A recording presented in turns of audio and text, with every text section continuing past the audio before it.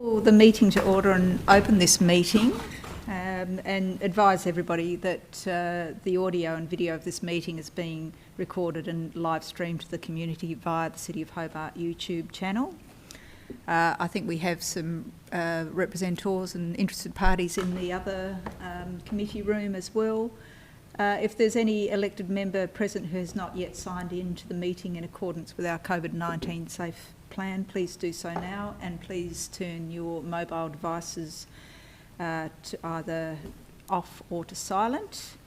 We have all committee members present in the room: Alderman Briscoe, Councillor Harvey, Alderman Baraka, Councillor Dutta and Councillor Coates, and I think online we have the Lord Mayor, and I was expecting Councillor Sherlock as well, who may be listening in at some stage. So no apologies, no leave of absence. I'd like to also acknowledge that we meet on the land of which the Muwinina people were custodians for many generations, and pay my respects to the Pakana Palawa people of this island, La Trawitta, Tasmania. Chair, I wonder if you could ask the Lord Mayor to turn on a video, otherwise she's not present at the meeting under our rules. Well, is that how it works? Yep, okay. Yeah, so if you want to be present, Lord Mayor and Councillor Sherlock, you'll need to turn your camera on, but that's entirely up to you. I'd also, just to let the committee know, I think that we have a very long agenda, so it would be good if we perhaps consider having a break at 7 o'clock. So we may still be here, even if we're going through the introductions. Also, when we do the 3D flyover, Choi will be able to show that to the room, but we have limitations as to what's available on screen as well. So, to the agenda. So, confirmation of minutes. I move. Alderman Briscoe, thank you. Those in favour? Those against? Items carried. Item 3, consideration of supplementary items. I don't think we have any. Item 4, indications of pecuniary and conflicts of interest. Nope. Item 5, transfer of agenda items. I think there's a request to hear deputation 7.1.6 first.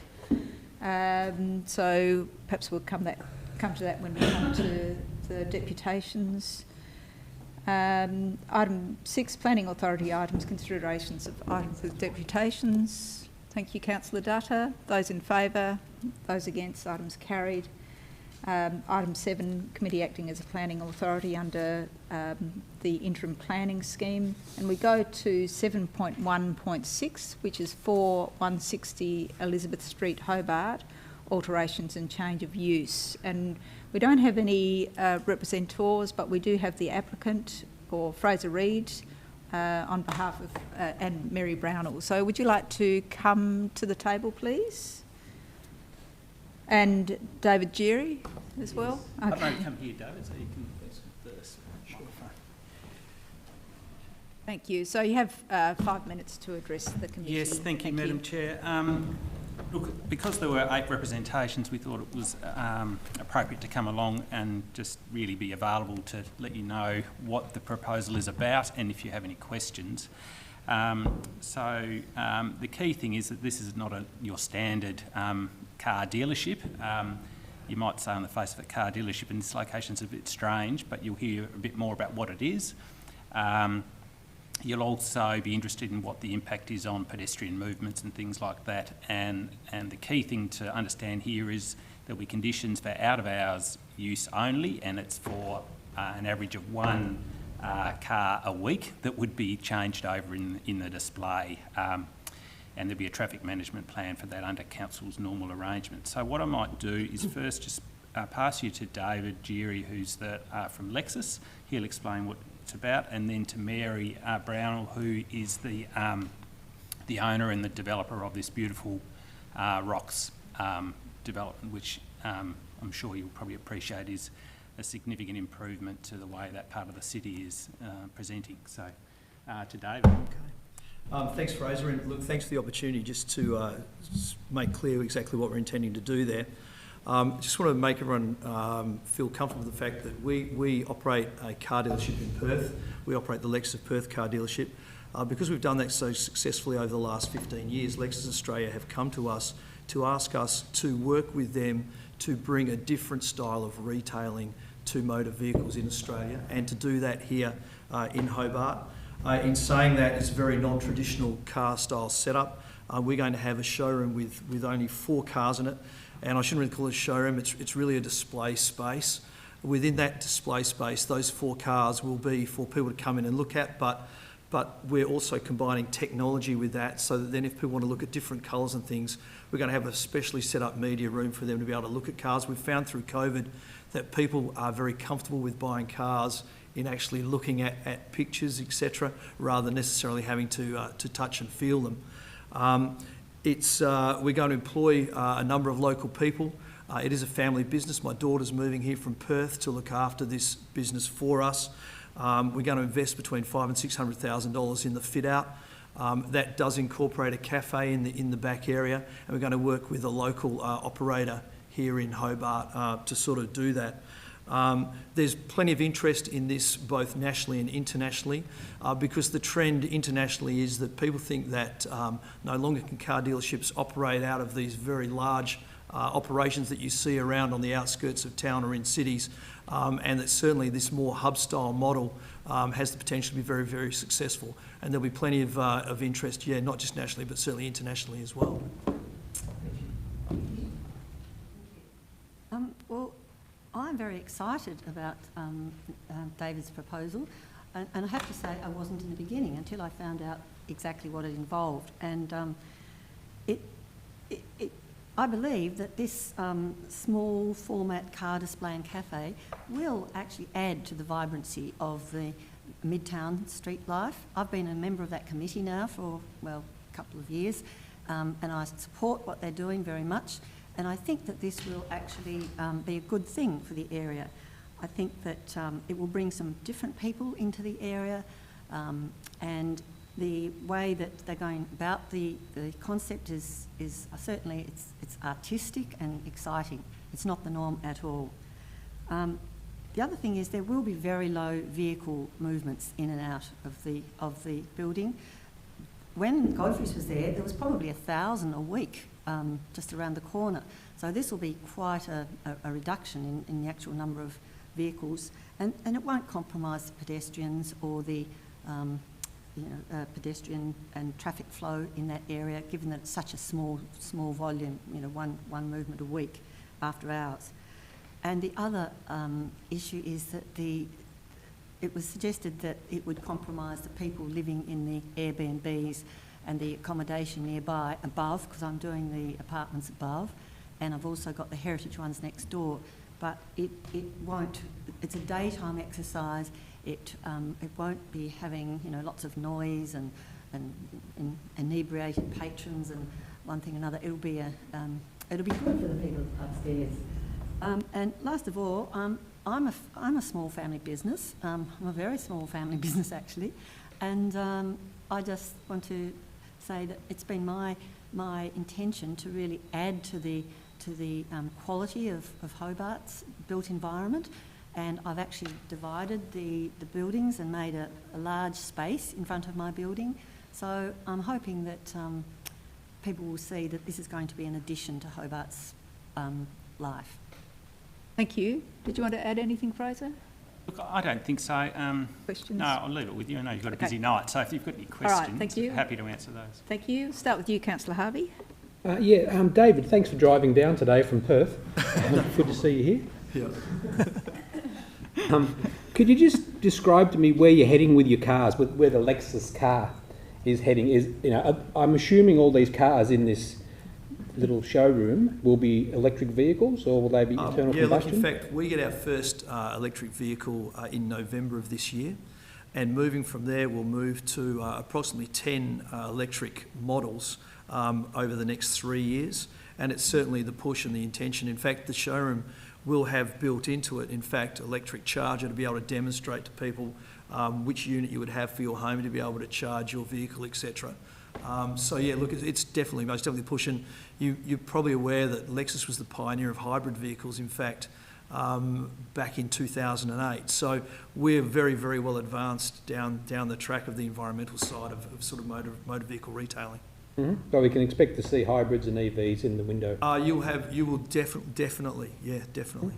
Yep. I don't think that's a planning issue, but it's a consideration. Further planning questions? Yeah, no. Anybody else? Alderman Briscoe? Yes, just look, I think personally it's an exciting concept, so presumably you'll remain lit up at night as well, so people wandering along that strip can actually see the cars fairly well lit up. Definitely. And it will be subtle. Trust me, everything that we are going to do is to really not look at all like your traditional car dealership. So we will have minimal signage. There won't be anything on the windows. It'll be clear so that people can see inside, and the cars will be the art as they walk past. Combined with, you know, we've got some plans to get some local artists involved to combine local art with cars as well. Yes, I can only be envious of having cars like that, but anyway, it's a bad idea. Thank you. Councillor Data, yep. Thank you, Chair. Just want to draw your attention with regards to the zone purpose statement, where it states that 22(1.12) to maintain and strengthen Hobart Central Business District and the surrounding areas. There has been some concern that it won't strengthen it. What is your view, or do you have a clarification or explanation? I would say that I've been a part of the Perth business community for a lot of years, and particularly over the last 15 as being involved with luxury cars. And there's actually a hell of a lot that we can give back through that.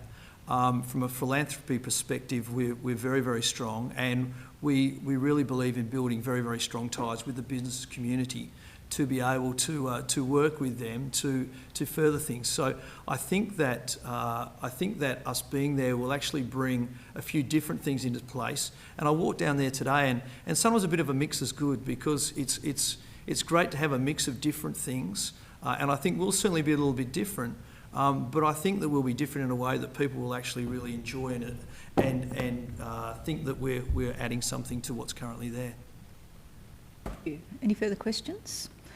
I just in relation to any sort of light spillage, that's going to be kept at a minimum. I mean, you've said that, but Fraser? I think the key thing was there that it's not a distraction to drivers probably. But as David says, the intent is to be subtle, so I'm sure we could work with council around that. It's probably not something that the scheme deals with directly, but yeah, it's intended to be lit to show off the cars, but not in a in-your-face way, if you know what I mean. We've had other applications in that area, and lighting was of a concern for residents. And the other that area to the north of your building, so that outside area, how's that going to be used?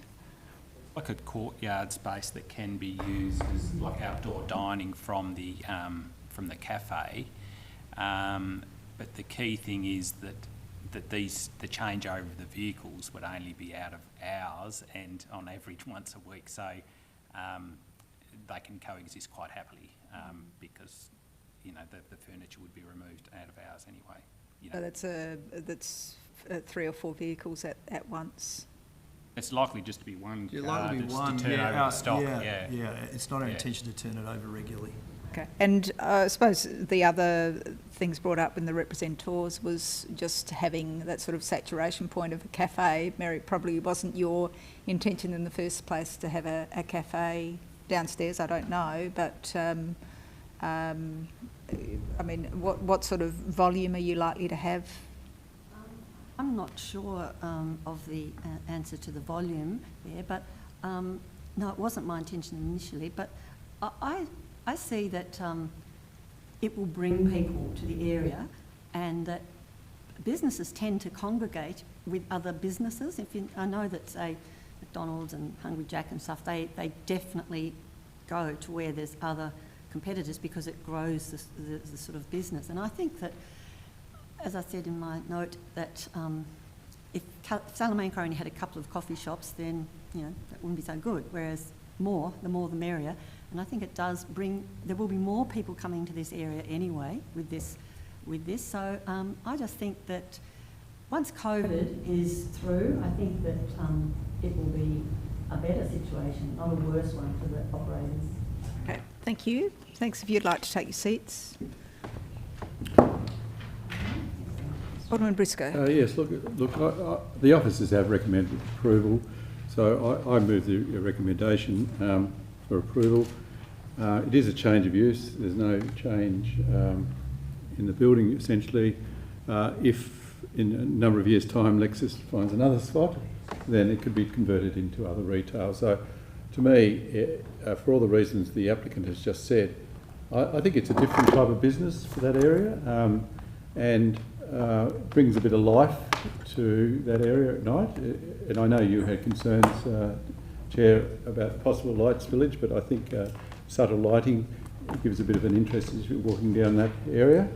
I think it's a very good proposal. It is only a change of use. It's not as if it's a new building. So I'm happy to support it. Thank you. Further discussion? Yeah, I'm supporting this as well, Chair. I think it's a reason. Well, I think the corner is a great outcome with the accommodation and that commercial space downstairs.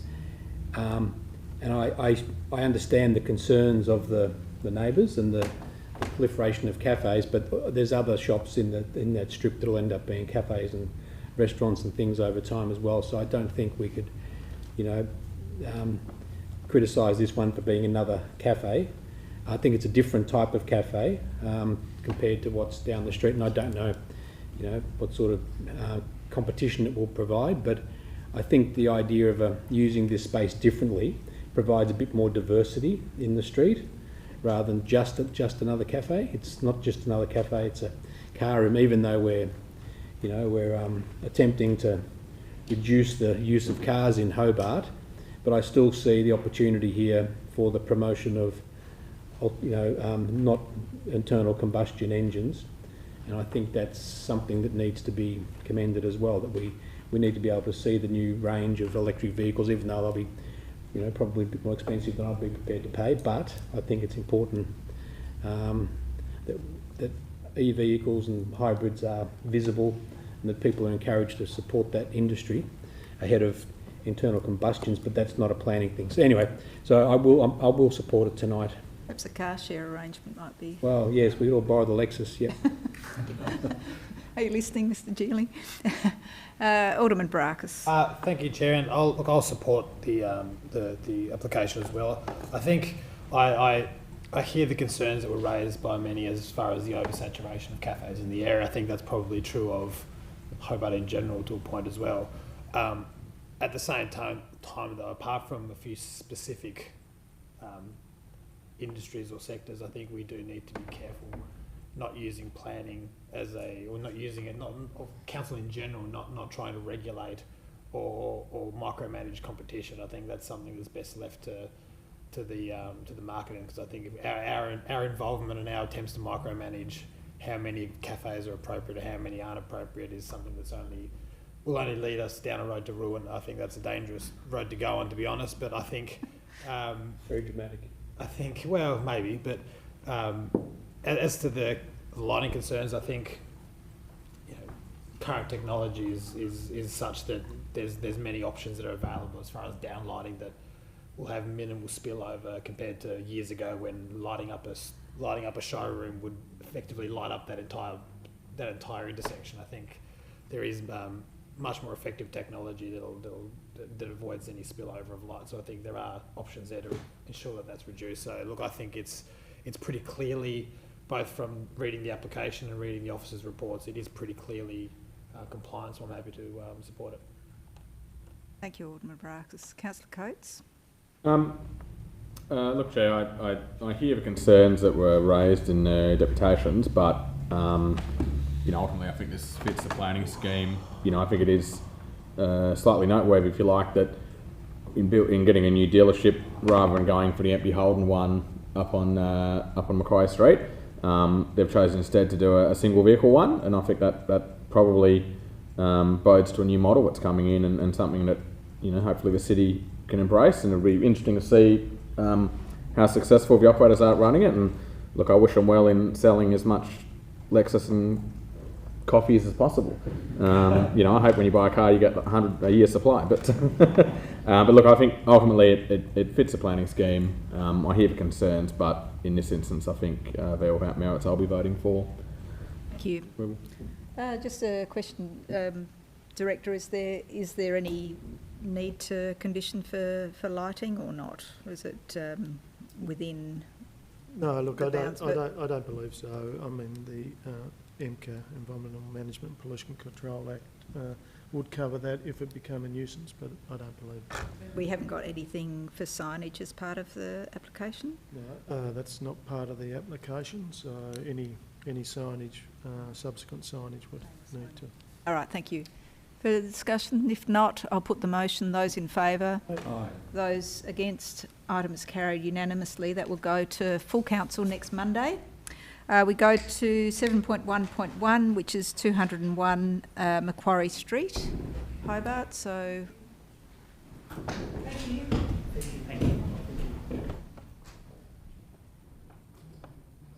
And we're just getting the representatives in and the applicant.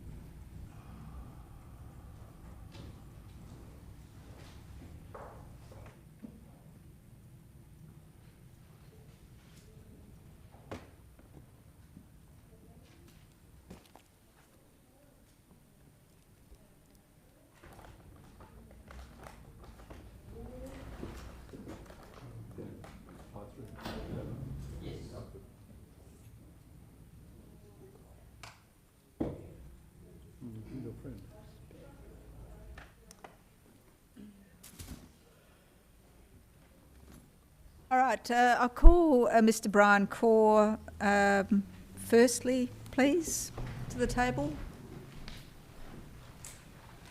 Mr. Corr, just come to the front of this table here, thank you. Yes, I think it's that table. Thank you. It's that table, thank you. So you have 5 minutes to address the committee, thank you. We draw your attention to the minutes of the City's Urban Design Advisory Panel's meeting on the 16th of February this year. This expert panel, set up to assist developers and advise council, sees this as an inappropriate development, stating that there could be a greater integration with the design between the heritage cottage at the front on Macquarie Street and the rear development. Potential for significant loss of amenity to apartments arising from future adjacent development.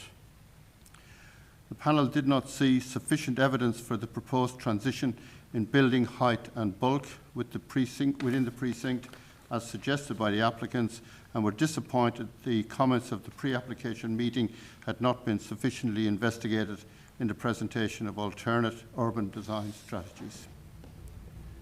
They were not satisfied that this project demonstrates a strong lead for future similar developments in the area, and it's the panel's advice that the height of the proposed development, particularly for approximately the rear half of the site, does not satisfy the City of Hobart Planning Scheme performance criteria to provide an acceptable transition in heights of adjoining buildings within the street block. If you stand at the back of the site down at the creek, the rivulet, the height will be dominating, particularly for the buildings across the rivulet. But I think you can add Mall Street as well.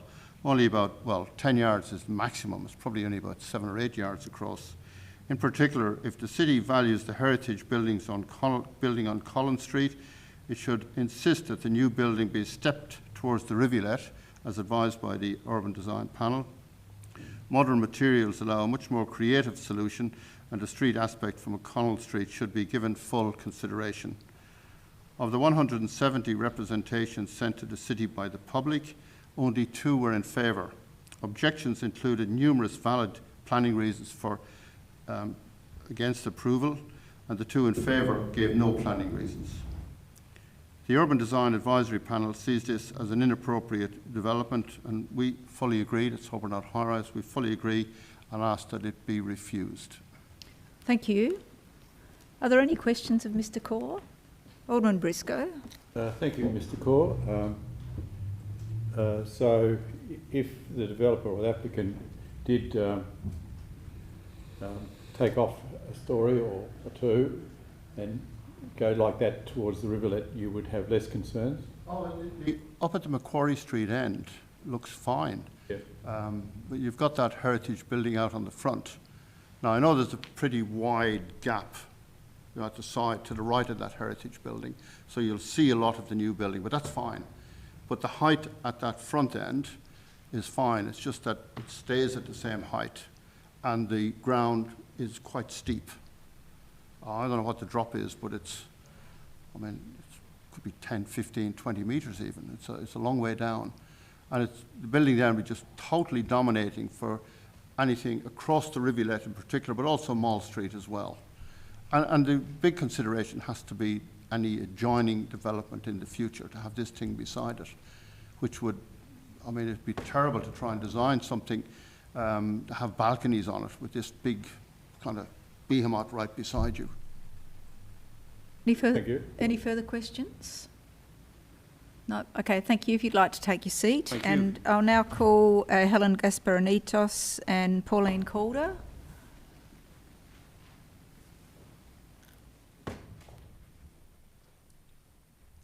Oh, I think Dave's just going to wipe the table. Are you right? Okay, thank you. All right, so Mr. Corr has raised some concerns. Could you talk us through your concerns, please? I live at 43 Mole Street and have done so for over 25 years. I also own 47 Mole Street, a heritage property on the council's register, and it's registered to long-term tenants. My double-storey buildings are both within the 100-metre radius of the development site, and I think they should be considered in any height transition analysis, which they seem not to have been. It doesn't look like the development complies with 1541A1, which means it's more than 10 metres. It doesn't satisfy P1B, as it isn't compatible with the scale of my buildings, and in fact it's one of the largest buildings in terms of height and bulk in the area. It doesn't satisfy P1D, as it transitions abruptly from 20 metres at the rear of the property towards the rivulet to my double-storey Mole Street buildings and 49 Mole Street. It is contrary to the zone use, 15.118, as it lacks transitioning, makes the development's proportions at odds with the built environment. It's using 212 Collins and 199 Macquarie Street as precedents, but these were approved prior to height restrictions. The development uses 212 as a precedence for no setback along the rivulet wall, but doesn't refer to 199 Macquarie Street because it is set back a fair distance. My house is at the same height as the balustrade of level 1 of the apartment block, meaning that my living area, courtyard, deck and garden on the ground floor would be at least 7 stories below. It means that I've got loss of residential amenity and overshadowing. The height, bulk and scale of the development doesn't comply with A2 for residential amenity. I'll lose sunlight, privacy and enjoyment of my private outdoor space, plus internal living area in my house on the ground floor, and I'll feel like I'm under constant surveillance. Already, due course of 212, I've lost sunlight and privacy, and I've had to take measures to install shade cloths to prevent invasion of privacy in my downstairs living areas. With the 20-metre development, I have nowhere on any part of my deck that I can escape for privacy, whether sitting or standing, and sunlight's going to be lost. My living area has to rely on my east-facing window for sunlight, but that's going to be lost because of the height of the building. And the shadow diagrams appear to show the sunlight will be restricted to my home all day on the 22nd of June and all morning on the 9th at 9 a.m. and the afternoon period from 3 p.m. based on the 23rd of September. Overshadowing will restrict sunlight to my upstairs living areas of the residence in 47 Mole Street as well as the courtyard and living areas of the downstairs residence of that building. It'll also overshadow other buildings nearby. The shadow diagrams do not show my building in the correct location. It shows it's sited further west towards Mole Street, and therefore overshadowing will have a greater impact than actually noted. As you know, inner city living involves establishing gardens and courtyards and things like that to make it more livable, and I won't have that. The impacts, not only my residential amenity, but loss of privacy and sunlight to my tenants and neighbours, one of which is at 205 Macquarie Street, who happens to be in an aged care home and cannot speak. He has an outdoor deck and sunroom. It will also reduce property values and my rental opportunities. The streetscape, I have they show photos on Mole Street looking up from Collins Street, but nothing from Macquarie Street down or directly looking at my building at 47. And so when you look at it, it'll be just framed by a massive development. And that's the Heritage Building. I suppose that really it seems to dismiss, the application seems to dismiss my two buildings because there's separation because there's car parks. And I realise I'm not directly adjoining the property, however, I'm still within the 100-metre radius. And it's going to affect my residential amenity. The shadow diagrams don't appear to indicate the right thing. I am concerned about the rivulet as well, because the shadow, the noise, the artificial light, that have, you know, and it's built so close to the rivulet, and what impact it will have on the plant life and animal life. There's platypus, white possums and everything down there. I'm also concerned that, like 212 Collins Street, it looked great on paper, but when it was actually built, it's nothing like that. And Ms. Calder, would you, Helen, were you going to say something as well? I'm sort of just back up. I own Right. the building next door, which is 203 to 205 Macquarie Street, which is will be, you know, really impacted.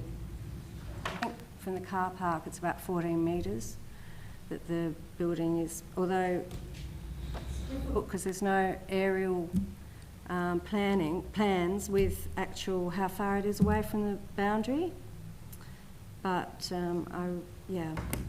So yeah, all what Pauline said. Oh, just one thing. The designer's notes describe 203 to 205 Macquarie Street, my place, as a two-storey building of offices. In fact, it's a four-storey building, and the top two levels are residential, so they will be affected. Sorry, could you just say?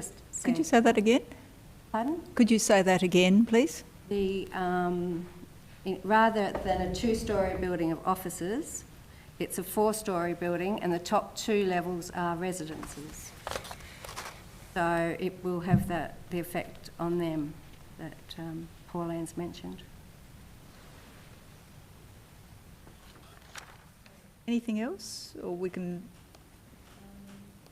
ask some questions of you? Okay, thank you. All right, we'll start with Alderman Briscoe.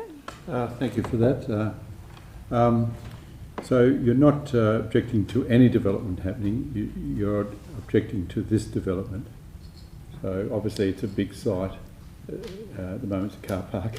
It seems to be mostly a car I think we're both okay with development. I mean, I think development is required there. Yes.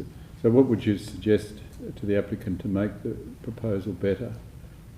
That they follow the height restriction, and that they follow the land going down.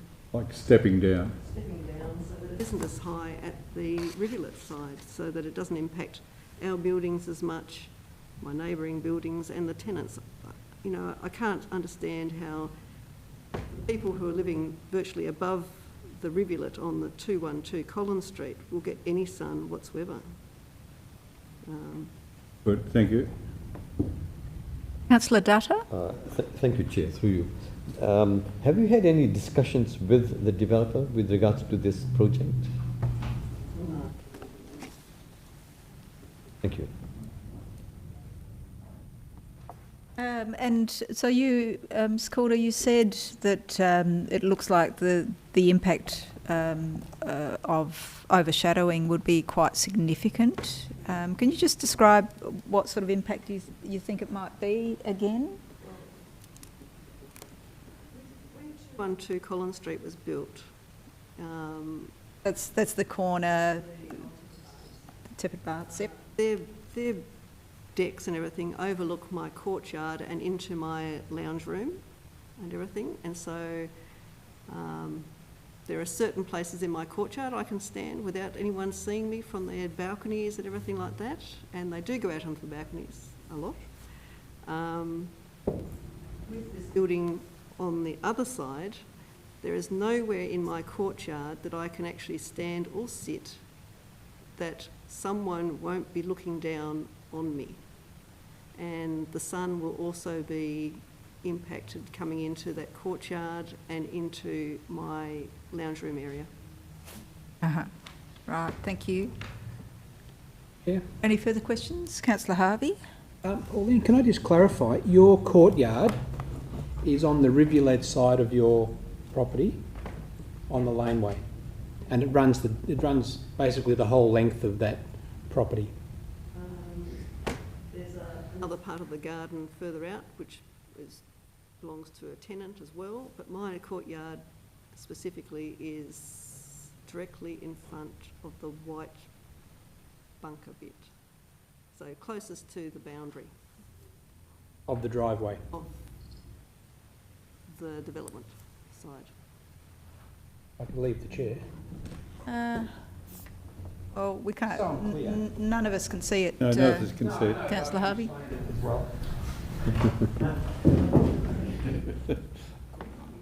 So one of us knows what's going on. I just wasn't quite sure. Can you explain it to the rest of the committee? Thank you. The courtyard is that section along there. So like on the So right the of way. laneway behind the old Mogan Resource Centre, and it's a courtyard there. That's the outdoor space, your only outdoor space? I see, okay, all right. Any further questions? So just to clear up the addresses through you, Chair, is 43 the front cottage? Back, it's behind, down the laneway. And that's your, and the 47 is the front with the veranda? Your tenant's right, okay. Yes, of course, lovely Okay. looking cottage. All right, so if you'd like to take your seats again, thank you very much.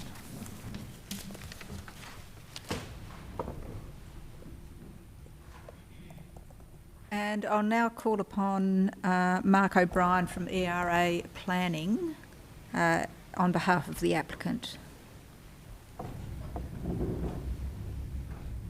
Oh, and Martin Stevenson, the architect. thank you, Martin, who's the architect, is with us as well. So you've heard some of the concerns raised, and no doubt you have further questions. So if you'd like to address some of those concerns that have been raised, thank you. Largely, we were coming tonight to answer questions, but just in a couple of things, the previous discussion. As far as the UDAP meetings, we did attend both the pre-DA and the post-DA, if I can call it that, submissions. The first one, we largely took on board the recommendations of the panel, except in relation to the setback from the rivulet, which largely is one which we took a difference of opinion. We thought that really the precedent to the rivulet was one of no setback, with 212, 49, the Collins Street building opposite our property, all having zero setbacks. So we thought there was the opportunity there to define that, reveal it by the building form as opposed to be stepping away from it.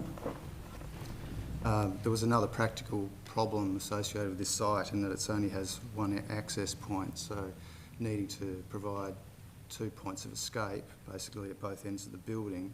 If the building steps away from that lower one, there's no means of escape, and it becomes a design problem that chases its tail. It's essentially unresolvable. The second UDAP meeting essentially happened with a new panel and is at a point where we can't really change anything. So we're at this situation where we had a difference of opinion that we couldn't really address. However, stepping back, this has gone, application's now been in council and out of council for 2 years. We've worked very hard to work with the planners, heritage, engineers to come up with solutions to their concerns. The development's reduced in size and height and number of apartments to meet those concerns.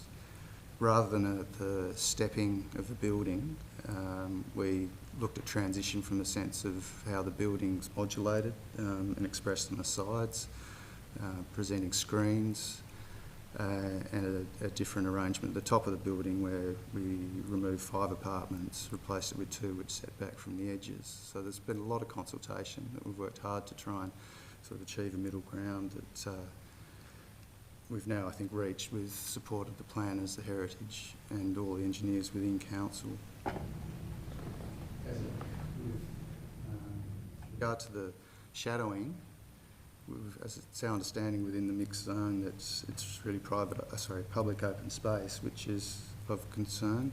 Now, I appreciate that there are mixed uses within this, but we looked at it under those provisions of the scheme in the sense of what it was doing to the surrounding properties. So in the absence of public open space, it was really a difficult thing to go into any detail with because it wasn't relevant. But we submitted the diagrams, which we stand by. I'm not exactly clear where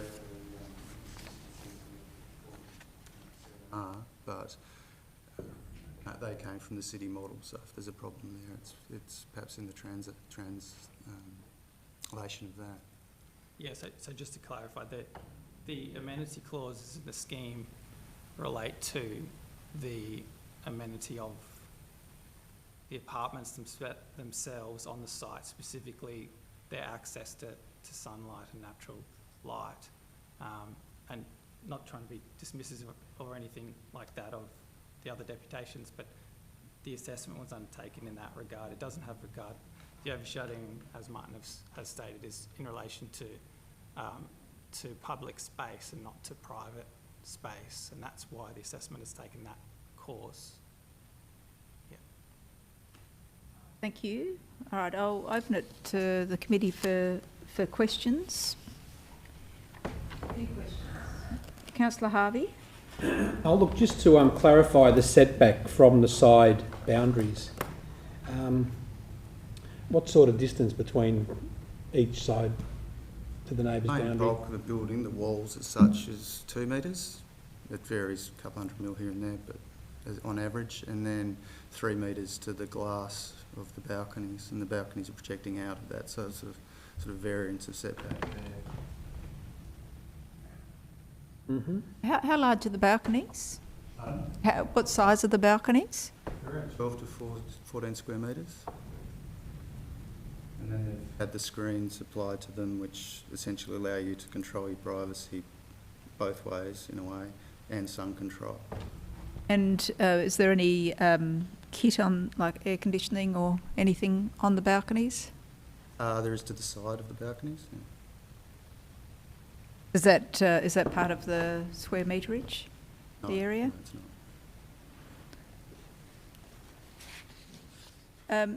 In relation to the landslide hazard and also the question about following that topography of the site, was that considered during the scoping of the project? There wasn't a landslide issue identified.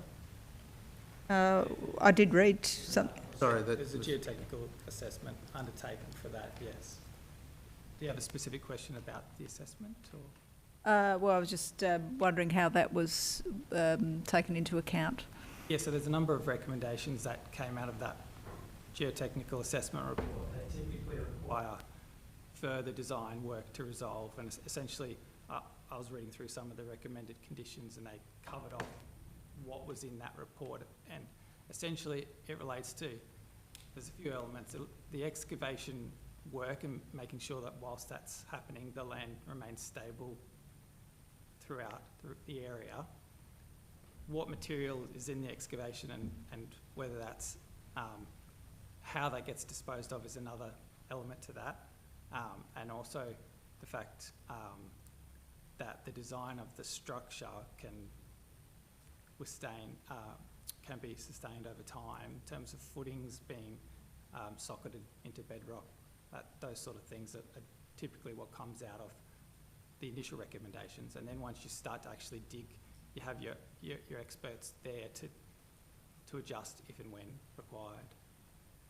Yeah. Okay, thank you.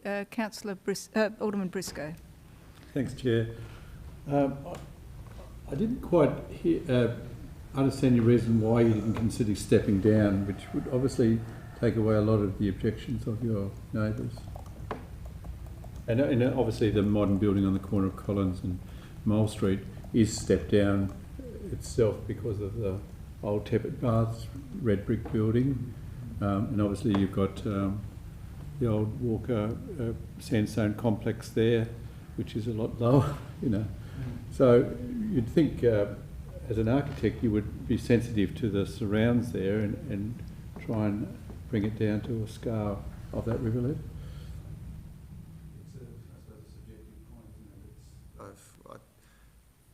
We've tried to present, in terms of the montages, you know, a very true and accurate presentation of the building in that context, and I don't personally see a huge difference, say, from the Collins Street views of the old Malthouse building in front of the proposed building as a large juxtaposition. I think you'll find that sort of anywhere within the city in a lot of instances. You'll be going from seeing a two-storey thing to seeing 4 storeys above that at a setback of 25 metres as you stand on the street. Then in the context of the 2 bigger buildings as well, you know, we were given original direction from day one talking to the planners that a transition between 199 and the Teppert Baths building was a sort of ideal compromise, but it was complicated by the fact that then you have some really low scale buildings as well. It does come back to the desired yield for the project, which makes it happen. I mean, that's a reality we can't escape. You know, at a point it won't happen. So returning to this, what I said to you about initially about the nature of BCA requirements and getting escape. If a building is stepping like this and you've got to get people out of that, you end up with a staircase of a sort of snake and ladders effect of trying to satisfy those requirements, which is next to impossible. With respect, a number of quite tall buildings have come back to us and redesigned when they said the same sort of argument you use. The hospital in Newtown, they use the same argument, it won't be economic. And a couple of other buildings that just recently we've approved have come back to us. Sorry, can I just add to that? Sorry yes. to interrupt. Just bringing it back to the planning scheme requirements. I think 212's, it's slightly different in the fact that there's less separation between the buildings at 212 than is afforded to this proposal at 201. And so you sort of get looking from a streetscape perspective, you sort of get, there's a sort of general rule that you're sort of going for a 1-to-1 ratio of separation to height, where it's once you get beyond that scale, it starts to become less sort of human, for want of a better word. And there's challenges with 212 achieving that scale, so they've had to step down the way that they've done. But the separation afforded between buildings for 201, the current proposal, is it allows for a greater height because there's that further setback and still maintaining that sort of ratio from a streetscape perspective. So the streetscape you're talking about is the streetscape from Macquarie Street, and I think Mr. Core made the point that So there's a few, yeah, so. there was no objection to the streetscape Yeah, so from you've got Macquarie Street. Macquarie, you've got Mole Collins and you've got Street. Collins. Street. Yeah, and you can obviously see the building from different aspects of different streetscapes. So Yeah, so we've probably, as the community has expressed a view about this, then we've got to explore the idea of why didn't you step back? But anyway, you've answered to from your point of view. Just one more question, and as the Heritage report, and I understand too that there was a waterway going into the mill. Would that potentially affect your building if they, for example, find the old water race that was on that side?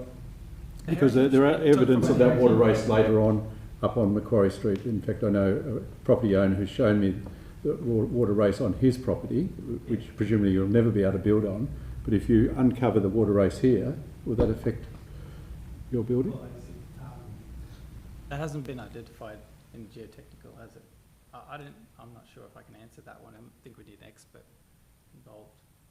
Are you talking about from a waterway perspective, not a heritage perspective? Oh, heritage perspective. No, it was a built water race to get the height, to get the water wheels turning. So from in the heritage report, there's sort of built in, for a better word, mechanisms for how you address heritage through the archaeological perspective, and having someone either on call or on site to work through whatever's uncovered during any excavation works and documenting that so it becomes more of a record for...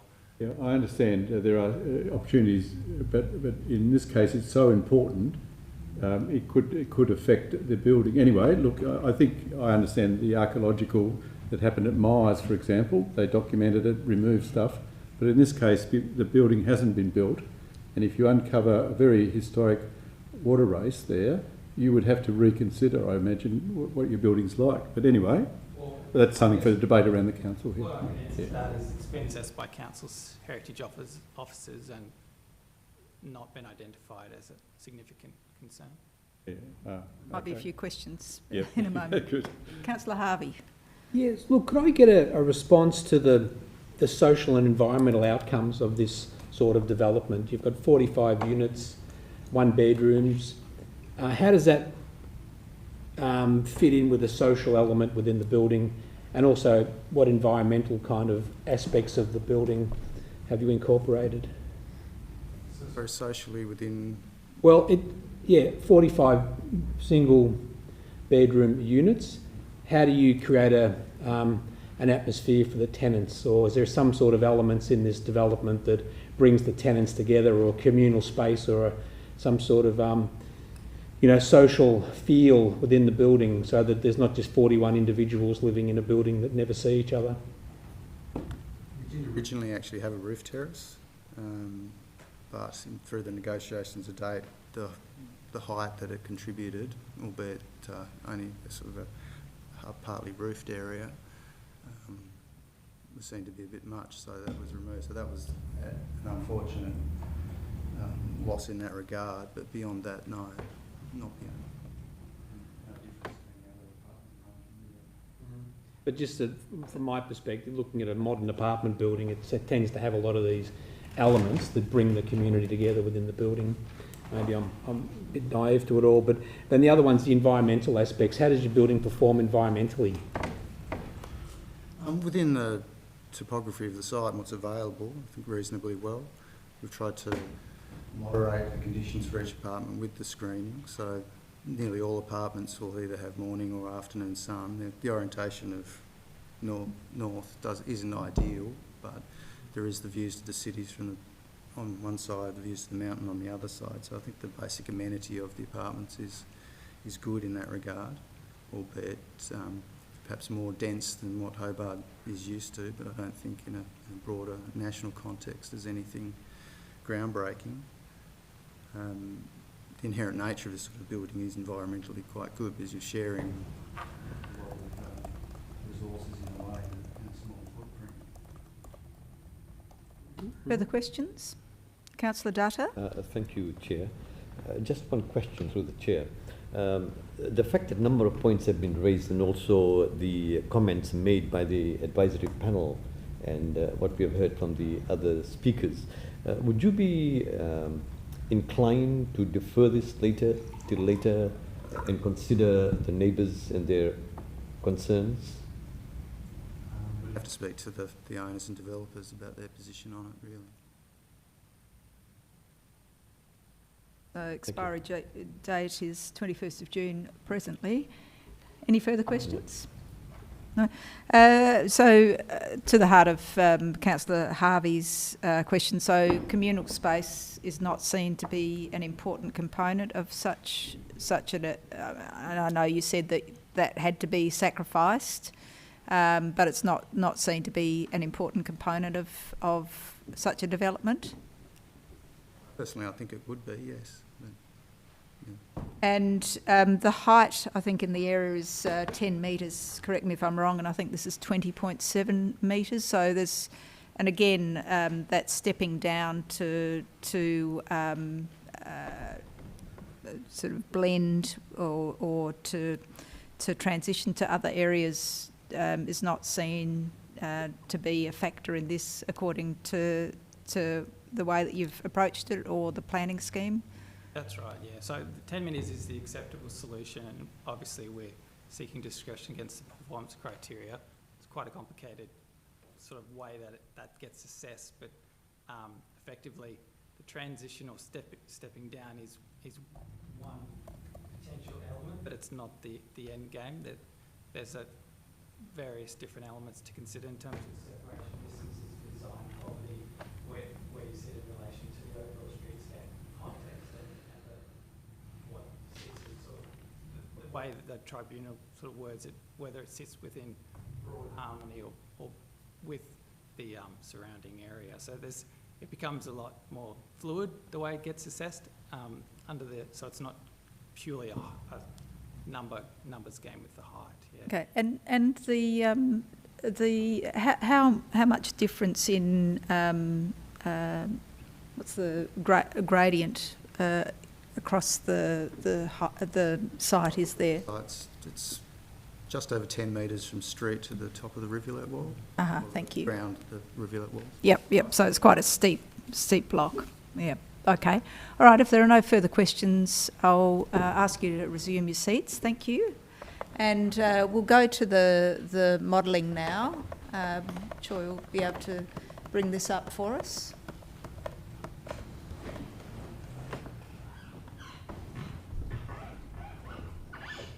Right. So that's from across from Macquarie Street. And perhaps from Collins Street.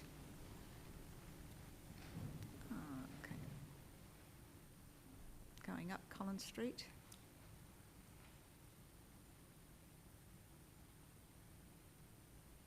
And that's across the way from Collins Street, the corner. Into Mole Street.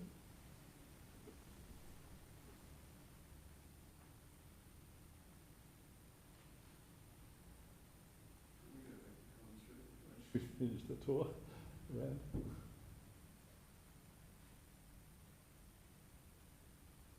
So directly opposite? Is that where you'd like to see it? Yeah, I think it's opposite one of the oldest, on the other side of Collins Street there, one of the oldest weatherboard houses in Hobart. Oh, that little one, that tiny one. Little cottage. So it's a very historic area. Any other views for the committee? Chair, just wanted to have a look at from Mole Street again and Pauline's house, where she was saying, I want to get a better picture of that. So just in front of that. Can't go down any laneways, can we? Oh, we can. Oh, well. So that must be where. That's a That's potential in the development car, site that's in in the front car of that, park, isn't yeah. it? Her So if we place go there. back into that area, Joy, and can we put the building, out, Take it sorry, out. on ground level, please, there. And remove the building? Remove the building.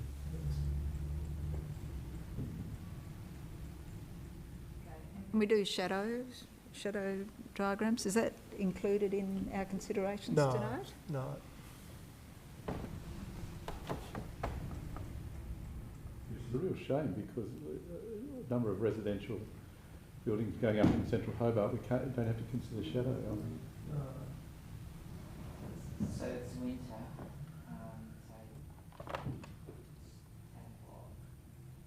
So we can, yeah, in and out.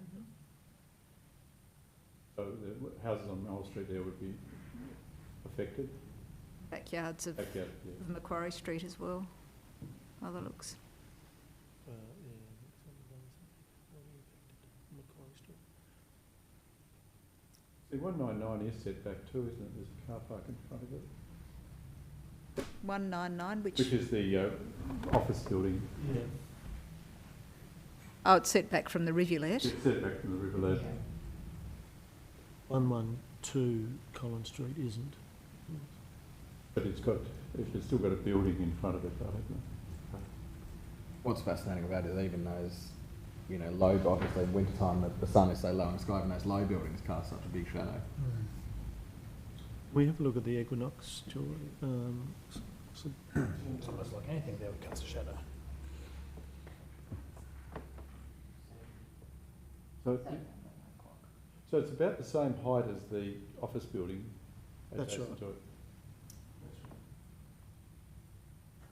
Right the way through. Yes, except it doesn't come to Macquarie Street, of course. It's about the same depth, but it's clearly 199 is to the front to Macquarie Street, and the proposed building is set back. But it is a heritage building at the corner there, isn't it? That's so it'd be very hard to demolish that. Exactly. Yeah. Exactly. Okay, thanks, Joy. So I'll open the item for discussion. Thank you, Alderman Barakis. Thank you, Chair. Look, Chair, I'm happy to move the recommendation on this one. Look, I appreciate the main concern with this application is the height and bulk and transition of it. And I'll just draw the committee's attention to paragraph 6.7.19, which is on page 64. There's been a few times in the past where whenever there's any uncertainty about interpretations of the planning scheme or anything like that, that there's been an appetite to test it in the tribunal. So I think it would be remiss of us to ignore the responses from the tribunal when it comes to the tests that we send them. So the council's officers have responded to and noted and acknowledged the feedback of the of UDAP, but they do note that in addition to that, the guidance provided by the tribunal is considered to be persuasive. They have clearly said the intent of a planning control in relation to transition is to avoid discordant differences in building heights by requiring the design of higher buildings to have regard for and a recognition of lower buildings. Stepping down is identified as one, but not the only method of achieving transition. As articulated above, it is considered that the proposed building will not be discordant with the height of adjoining buildings. It is considered that this is less controversially so with buildings at 199 Macquarie Street, 203 to 205 Macquarie Street, 49 Mole Street and 212 Collins Street. And although less clear-cut, on balance it is also considered to be the case with 210 Collins Street. With respect to this latter building, the proposed building is considered to have had regard for and a recognition of it, and this is evidenced by the stepping down of the top floor back from the rear elevation. The building's narrow footprint, the breaking up of the verticality of the building by introduction of strong horizontal lines, and the use of materials including the anodised aluminium sliding screens. I think we need to be careful in applying varying or individual interpretations of what we mean by appropriate transition, what we mean by what sort of setbacks we'd like to see, whether it's setbacks from the road front or setbacks from the rivulet. When we get advice from RIMPAT, which if this decision that we put forward gets appealed, once again at ratepayer cost, it will be, this is the same body that will be assessing that appeal. So when we do test things in the appeals tribunal and they come back with advice, I think it is incumbent on us to actually take that advice seriously and use that to inform our decision making. This is a application that I think clearly is in line with the rules that were set, and they put the application forward, consulted with the advice from council staff, and then put forward something that was responding to the advice that they were given. I think that we need to be careful as elected members what advice we're taking and who we're taking that advice from. And I think on balance, I think the officers have a right in this regard. I think they've given some pretty lengthy consideration to the heritage aspects, and they've given some pretty lengthy considerations to the aspects as far as the massing of the building. Can I just ask a question in regards to, I think Alderman Briscoe did mention earlier about the lack of discretion, I suppose, or consideration in the report for the shadow diagrams. Why are they not required? Anyway? Yeah, I mean, it's a mixed-use zoned area, and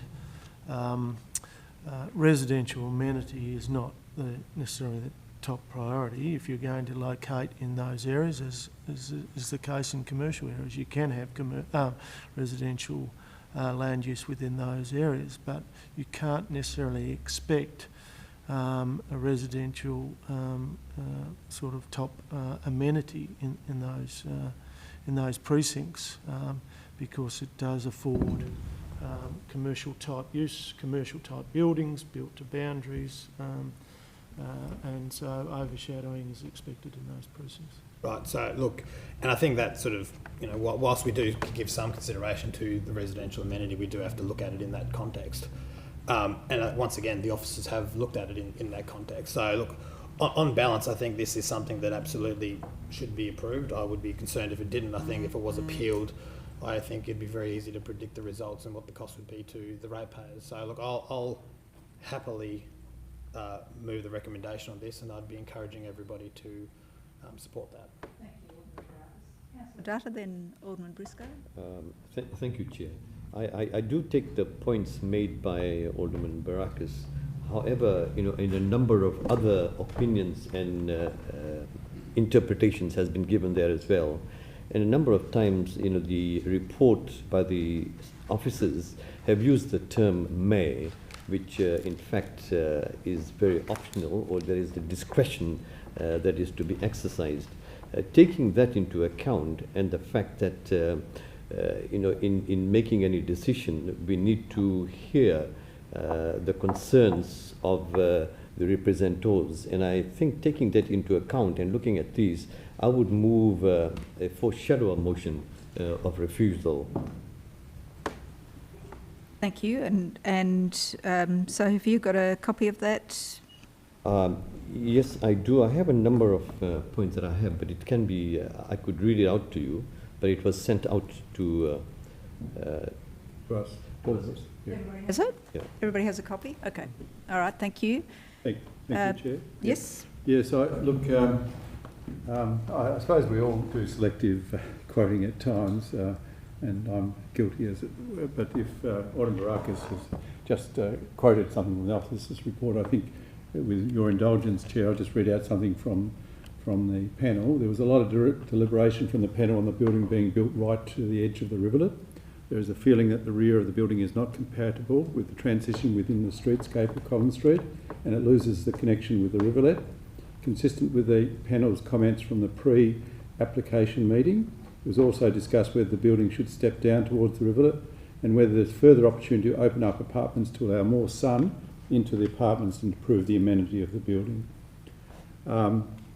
So all I can say is I selectively quoted something from the report, just as Alderman Barakis, but I think this case, the Collins Street, the heritage of Collins Street, the Malthouse buildings there, noting that other buildings there don't have the height this proposed building has, and there is opportunity to transition down by stepping down and providing more amenity for the apartments, which are 1 or 2 bedroom apartments, quite small ones, and if we can do anything to encourage more amenity as more people are moving into the city in apartment living, then I think we can't discount comments from the panel that says that there are opportunities to have better amenity for these buildings, especially in this case the rivulet is so important.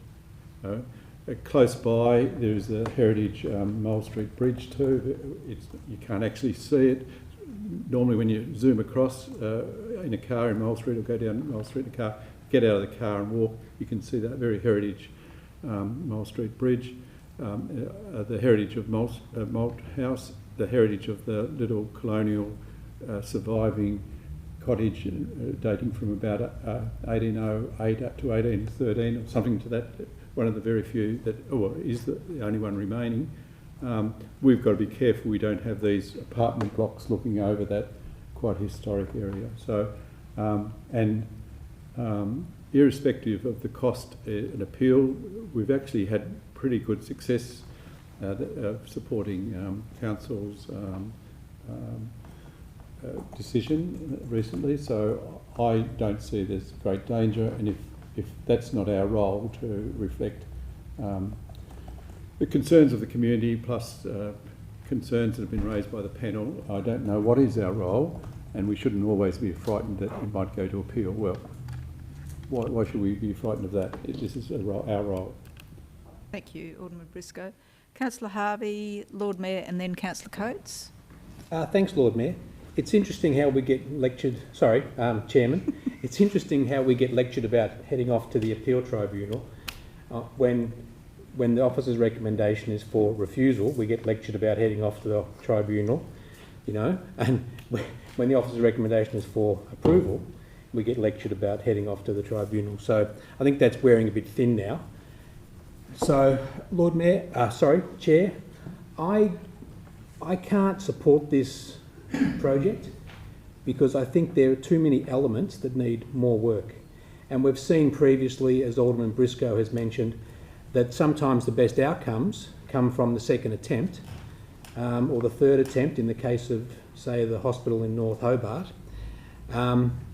But most developments always, have been achieved in Hobart, and they've often come back with a better design that more fits the community expectations.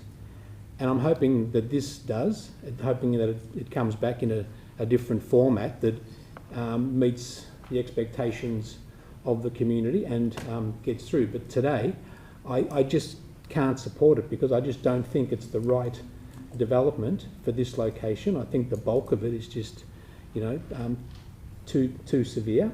As mentioned with regard to the rivulet, I also think we should respect and celebrate that rivulet because that rivulet was the reason Hobart's where it is, and it provided the development opportunities for this town. I think there's an opportunity to actually celebrate the rivulet rather than entomb it, more so than what it already is as it heads into the city. And I think we can get a better outcome with this proposal, and today I just don't feel I can support it. So there you go. Lord Mayor.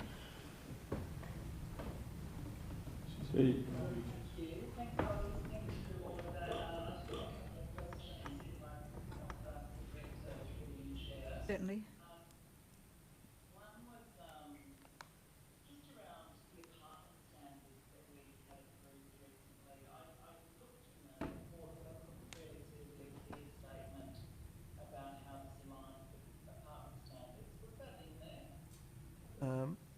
Director?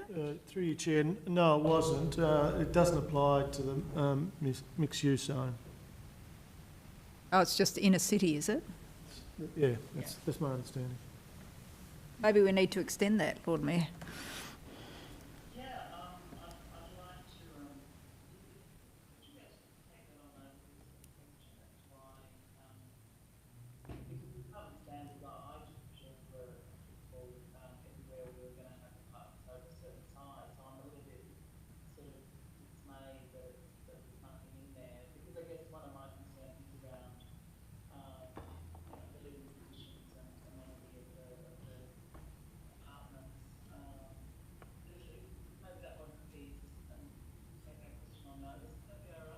Yeah, look, I can, Lord Mayor. Clearly the state government are pursuing new standards that may be more widely applied than current first cut of those standards. So it would be expected that that would apply more widely as part of the statewide provisions. Sure, but we're most likely to have, we don't anticipate it No. now.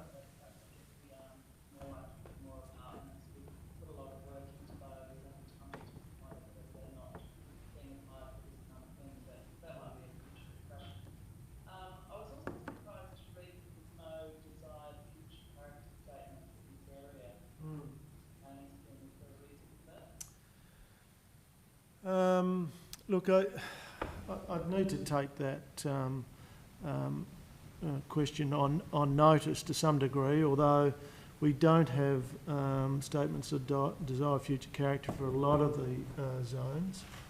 Again, it seems like a weakness in the system because it's actually one of the systems that, you decide whether it meets the performance criteria and whether it meets the desired future character statement. And some of the issues that seem to have been raised around this one is just generally how the building going right up against the rivulet in this particular location may sort of take away from the character of that of the area. So, I hope that some back here areas would, given performance criteria is such an important element of flexibility in the planning scheme, I hope we could sort of put that in a good location. If I may respond to that, Lord Mayor, it's important to understand that it's an historical fact that building to the rivulet is a common attribute of heritage listed buildings in that location. The other thing is that we will be introducing much more substantive statements around heritage significance for heritage precincts that will provide, I suppose, greater direction in terms of heritage values. So that will certainly, I suppose, address some of those issues that you are referring to. I think that would be good, but I think it's more than just the heritage really, isn't it? It's also a desired future character statement in this area could pick up the importance of trying to use modern development to really enhance the access to the rivulet. And rivulet is such an important feature, and I appreciate that at the moment it's not easy to get through places and there's been decisions made which haven't enhanced it, but that doesn't mean we can't try and enhance it in the future.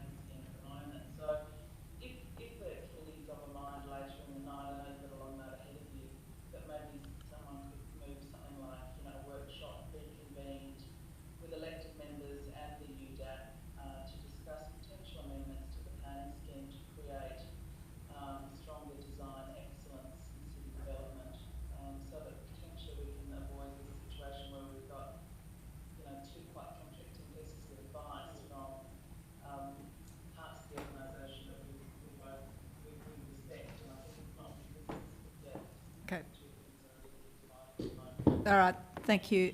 Thank you, Lord Mayor. Councillor Coates?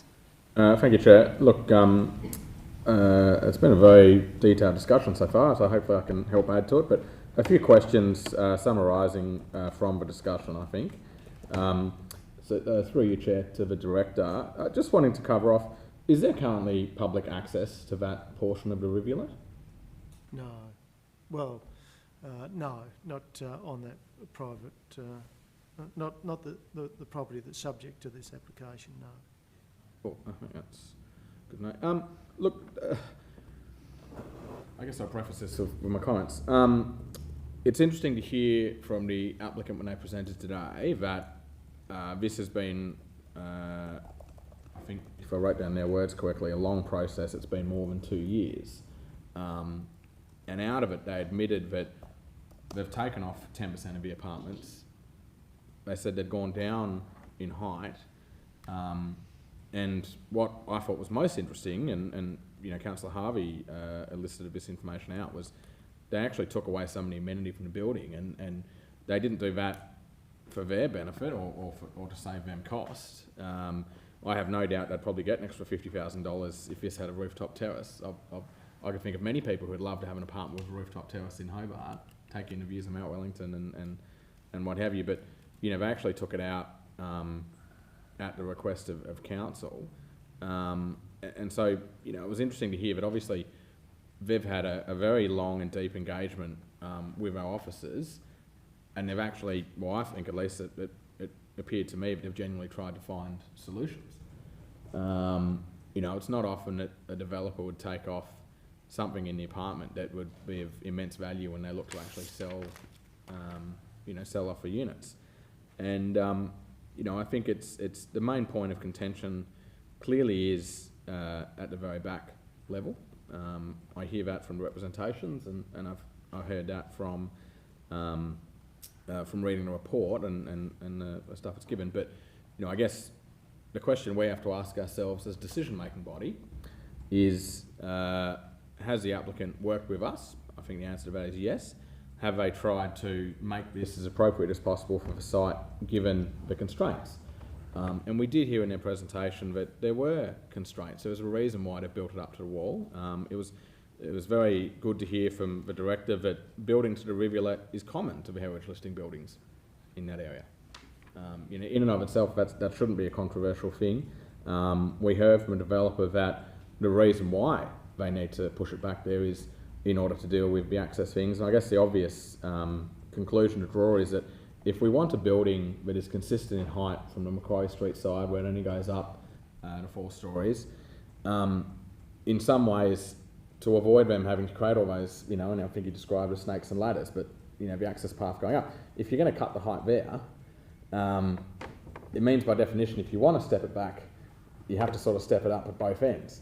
And I think most of us would be aghast if someone was proposing a 10-storey building at Macquarie Street. And so, look, I think in this instance, I can appreciate the concerns are raised, but I guess I find myself viewing it that there's clear evidence that they've engaged wholly and fully. There's clear evidence they've made significant adjustments in order to make this building fit the planning code. And we have officers' reports in front of us that recommend approval. And so, look, I genuinely feel that in this case, sure, some of us might view that there might be more that can be made or might go further, but I think there has been reasons as to why they've come up with a design they have. And it's definitely not what the developer wanted, but I think ultimately it's what is allowed under the scheme. And so, look, I'll be voting in support of the council officer's recommendations, and I fear that if this does end up at tribunal, we may well lose the case, or, as the case may be, we might end up with a different building that perhaps is even taller and bigger and taller again at Macquarie Street side. So, look, it's been a very interesting discussion and lots of useful information to come out, but I would urge members that I think in this instance the council officers have probably got it correct. So just, I don't know if I heard you correctly, but you were contemplating whether it could be 10 stories at the Macquarie Street end of the block. I guess listening to the applicant tonight, it's pretty clear that they've taken on board the officer's recommendations and made adjustments to their design. But they said one of the things that they weren't able to adjust was the setting back at the bottom end, and also in regards to having the whole building step down. They raised issues in regards to, you know, the function, form and design and access, and escape access from the building. And look, I mean, I just have to take them at their word on that, but not just at their word, but also at the fact that the council officers have turned around and recommended approval, having made adjustments to the building. It stands to reason that if that wasn't a valid reason to design it as such, then it wouldn't have been acceptable to council officers. Thank you. Alderman Barakis. Thank you, Chair. And look, I suppose I'll start, and you know, not to just in response to Alderman Briscoe's comments about cherry picking words. It would be, I suppose I'd love to be able to read the entire council report word for word, because it effectively, I think says the right things in regards to this development. But in the interest of time, I'm not sure that would be appropriate. But I'll just read one other very brief one. And rather than cherry pick, it's actually 3 entire listed paragraphs in the report. What page is it? I mean, we could probably just read page it. 61, starting at 6.7.8, ending in 6.7.10. Yeah, perhaps if you take it as read, I'm happy, Mr. Alderman Barakis. Happy to take it as read. I suppose I'll just read out the, you know, on balance, the proposed building is considered to be compatible with the scale of nearby buildings. And I think, you know, and I'll take on the comments that, you know, we have what we'd like to see for the area, what expectations we'd have for the rivulet, and the comments made by the Lord Mayor. But at the end of the day, the planning scheme is what it is, and we have to make the assessment under the planning scheme of the day.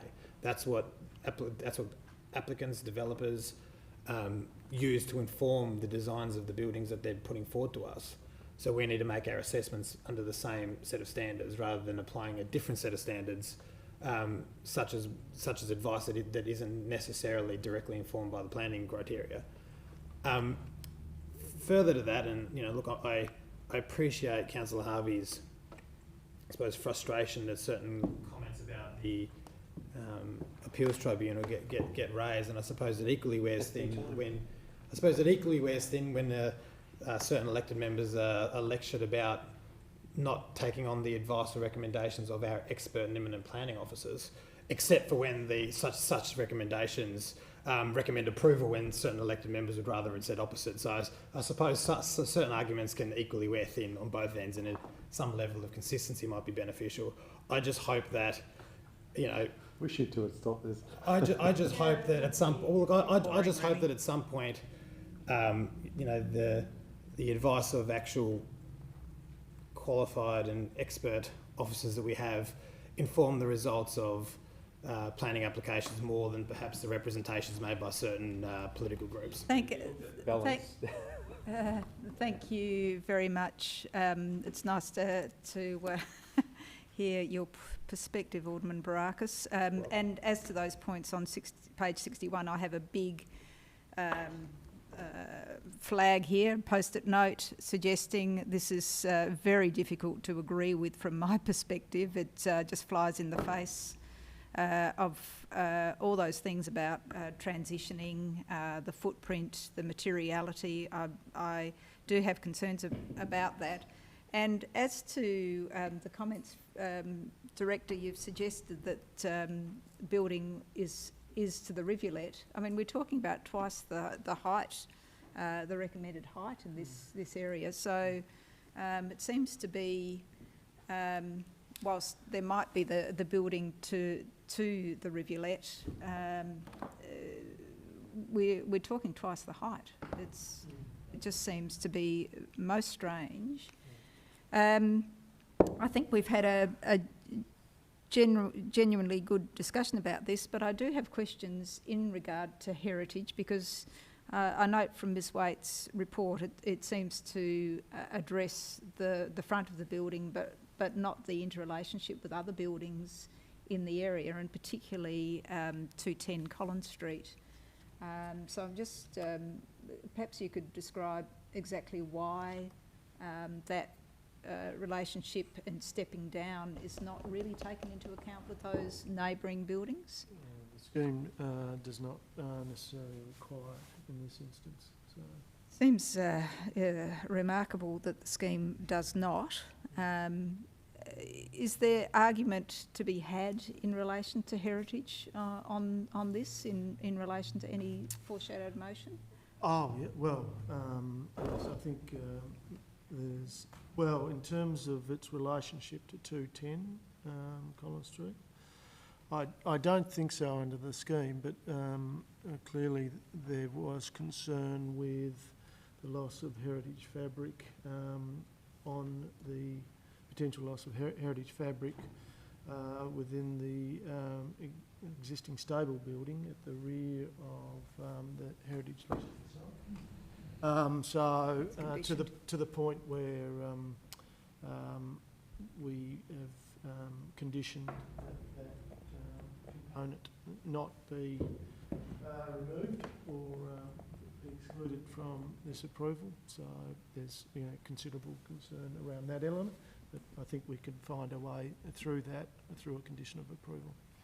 And it doesn't sound like there's been much discussion with neighbours. If the applicant was of a mind to defer this before council or withdraw it, could we seek discussions? Well, yeah, as you would know, we've done that on many occasions with the willingness of the applicant. But clearly, the applicant would need to be a willing partner to enter into those conversations. Okay, thank you. Look, I think there have been quite a number of concerns raised by representors, by direct neighbours, and from building owners in relation to this. So I do have concerns, and haven't even got on to things like impact of stormwater on the rivulet as well, further downstream. Alderman Briscoe, you had another question? Just a question. Look, I might have missed it. It's quite a long report, but do the Heritage Council have to give approval for this?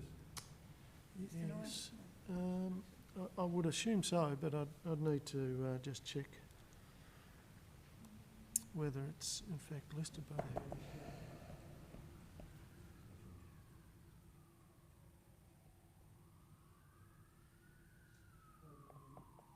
No, it would appear that it's not listed by the Heritage Council, yeah. So because it's separated by the Hobart Rivulet Malthouse, heritage adjacent, development adjacent to a heritage area under the Heritage Act would come into play if there wasn't that rivulet. No, the Heritage Act does not necessarily deal with adjacent developments adjacent to heritage listed sites. That's only really ever covered within the planning schemes. All right, if there's no further discussion, I'll put the motion as moved by Alderman Barakis for approval. Those in favour? Aye. Those against? No. Show of hands. Those in favour? Alderman Barakis and Councillor Coates. Those against? Alderman Briscoe, Councillor Harvey, Councillor Dutta and your Deputy Lord Mayor. The motion is lost. There is a foreshadowed motion. Is everybody aware of the foreshadowed motion from Councillor Dutta? Is there any reason? We've had quite a fulsome discussion so far. Is there any discussion? If not, I'll put the motion. Those in favour? Aye. Aye. Those against? No. Show of hands. Those in favour? Briscoe, Councillor Dutta, Councillor Harvey, the Deputy Lord Mayor. Those against? Alderman Barakis and Councillor Coates. Motion is carried, so that will go to full council next Monday for refusal. We now go to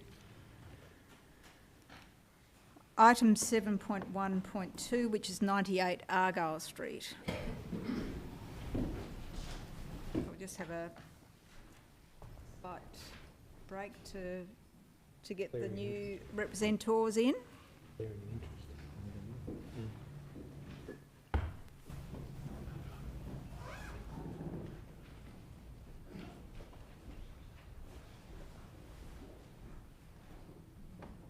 I say 9 o'clock, Chairman.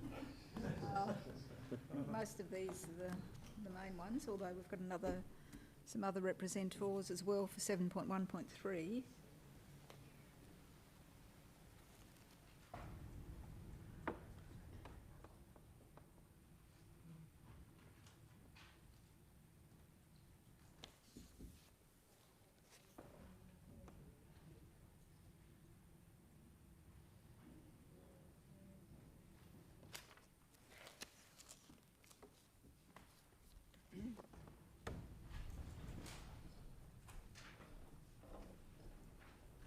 Okay, so I'll ask, so it's not, 7.1.2 is 98 Argyle Street, and I'll ask Mr Wayne Priddle to come to the table, please. If you come to that table there, yep, thank you. And you have 5 minutes to address the committee. I think you probably know us by now. Thank you. Okay, can you hear me? Yes. Yeah, I find it very hard to hear you. We couldn't hear anything in the other room, which was Thank you for that. We'll see what we can do for next time. So I'll ask if you're asking me a question, that you speak into the microphone. I don't hear very well at the best of times, so that would be helpful. All right. Good evening. I'll go straight into it. This development would be the first building in the zone to increase the height to 19.8 metres, 6 floors, and sets an unacceptable precedent. The majority of the 223 objections highlight this key issue. In addition, the design and bulk of the development is not compatible or harmonious with adjacent and nearby buildings. The remainder of the site, the former Lexus showroom, will most likely be further developed with an equally high, bulky and incompatible building if a precedent is set. Approval is being sought and recommended by the Council Planning Officer using discretionary provisions. Approval will be flawed and not be consistent with the discretions permitted under the planning scheme. Discretions are permitted for amendments to developments which substantively comply with the planning scheme. This development does not substantively comply with the planning scheme. Neither the developer nor the planning officer have made an adequate case for approval using discretionary provisions. It must therefore be rejected. If approved, the approval will change the planning scheme and is therefore outside the scope of the discretionary provisions. Existing buildings in the area conform with the planning scheme.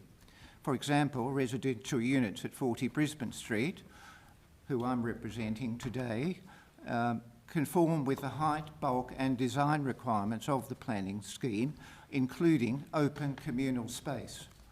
In order to achieve this, one-bedroom units are included in the mix of units. This development does not include any one-bedroom units, even though single people comprise a significant and growing percentage of the housing market.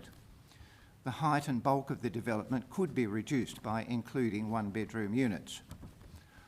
The development will have a significant adverse impact on residential amenity for current and future residents in the zone. Now, I have a picture up there that's probably a little bit hard to see. It's important to the next point I'm making. Units in the development facing Brisbane Lane will have direct lines of sight into units at 40 Brisbane Street, including bedrooms. That view you're seeing is from a unit in 40 Brisbane Street. So Brisbane Lane is just behind that curved dark roof. Similarly, these units, that is 40 Brisbane Street, will have direct lines of sight into units in the development facing Brisbane Lane. The development does not include any measures to protect privacy through screens or balconies which are set at an angle away from these direct lines of sight. A key element of residential amenity is visual quality of outlook. The development does not respect the transition of buildings from the core CBD to the historic domain and penitentiary zone. It will overwhelm the nationally significant penitentiary clock tower, which is the defining element of the transitional zone. It will also overwhelm the fire brigade buildings on the opposite side.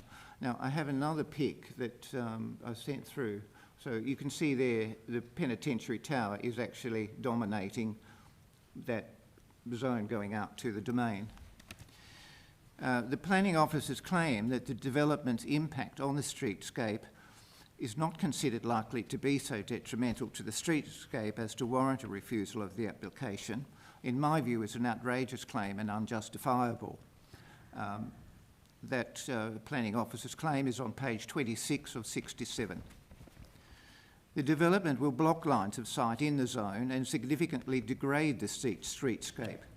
Recent buildings, including the new fire brigade building on the corner of Argyle and Melville Streets, respect the key elements in this zone and enhance the streetscape. Any development at 98 Argyle Street should do likewise. The development itself does not meet acceptable community standards for residential amenity, with inadequate and poor quality open space for residents. Balcony space is far too small and unsuitable for families with young children, especially the narrow spaces on the sides of the development. Advice from the Urban Design Advisory Panel recommended design changes, but their advice has not been incorporated in the final application. Mr Priddle, your time is almost up, so would you like to just summarise, please? Yes. Approval of this development would not, in my opinion, satisfy scrutiny of legal or tribunal proceedings for the reasons I have outlined. It certainly would not pass the pub test. Only a development of 3 floors maximum, same height as the Hutchinson's building next door, should be approved. 3 floors maximum is compatible with the height, scale and design of the adjacent and surrounding buildings. Such a building would respect the high heritage values of the buildings in the transitional zone and retain the essential residential amenity of the area for current and future residential buildings. Now, Thank you. if you like, I can table this. Thank you very much. So, this copy. Thank you very much. Is that, so that's different from your representation? Yes, they're my points. Thank you. Now, do we have any questions from the panel? Oh, from the committee. Councillor Coates. Thank you. Tell me if you can't hear me, because yes, I can hear you. That's frustrating. I just wanted to confirm, so you said you're representing 40 Brisbane Street? I live at 40 Brisbane Street. Yes, okay. Which is a housing complex, and I represent the majority of people who will be affected by this. Okay, look, I guess my question, this was, you may not have heard this issue being raised in a previous application. No, we couldn't hear. Okay, you may not have heard, but so is one of your real concerns about the residential amenity of the 40 Brisbane Street? Obviously we've seen a picture there where people would be able to look in. Yes. Okay. Yes. Yep, cool, just want to confirm it. Because that's why I put the pic up. Brisbane Lane is quite a short distance from the units in 40 Brisbane Street on that side. Yep, no, cool. Thank you. Any further questions? I have a question relating to Brisbane Lane. So will there be much overshadowing from this development? Will there be much overshadowing in Brisbane Lane from this Yes, there would be. People in my building have expressed a concern that even though they look into a brick wall at the moment, which is the side of the McDougall's Husqvarna Centre, that they're totally reliant on light coming from above that building. So they are very concerned, yes, that this building, if it's approved, would take their morning light. And so they'd be in darkness nearly all of the day, or in shadow most of the day. Thank you. Any further questions? If you'd like to take your seat, thank you. Just one question. Yeah, sorry about that, Chair. When was your building built? Roughly. I understand it was completed in either about 2012. Right. Okay. Thank you. Right. If you'd like to take your seat, thank you. And I'll call on Mr. Brian Call from Hobart Not High Rise. Thank you, Madam Chair. We draw your attention, we rely a lot on the expertise and the quality of the people in the Urban Design Advisory Panel. And so we draw your attention to the minutes of their meeting on the 31st of May this year.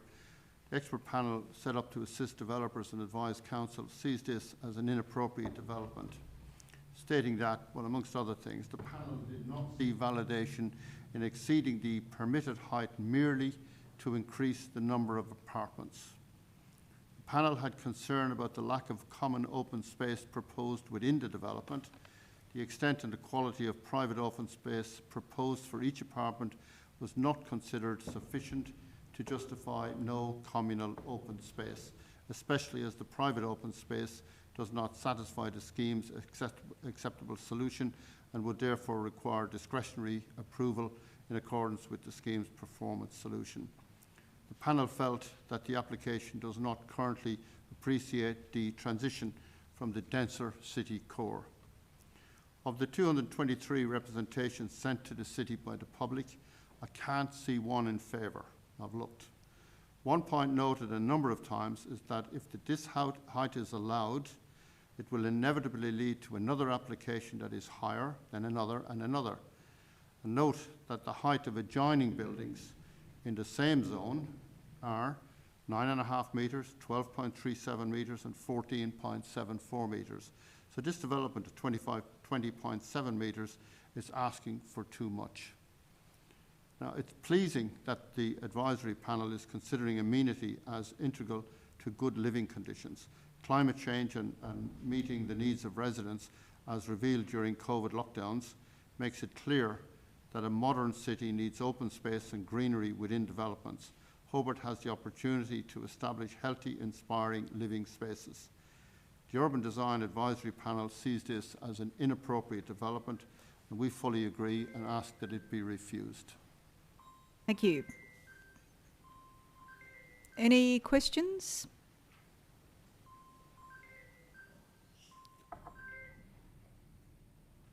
No questions? Oh, Councillor Coates? Look, a question I have,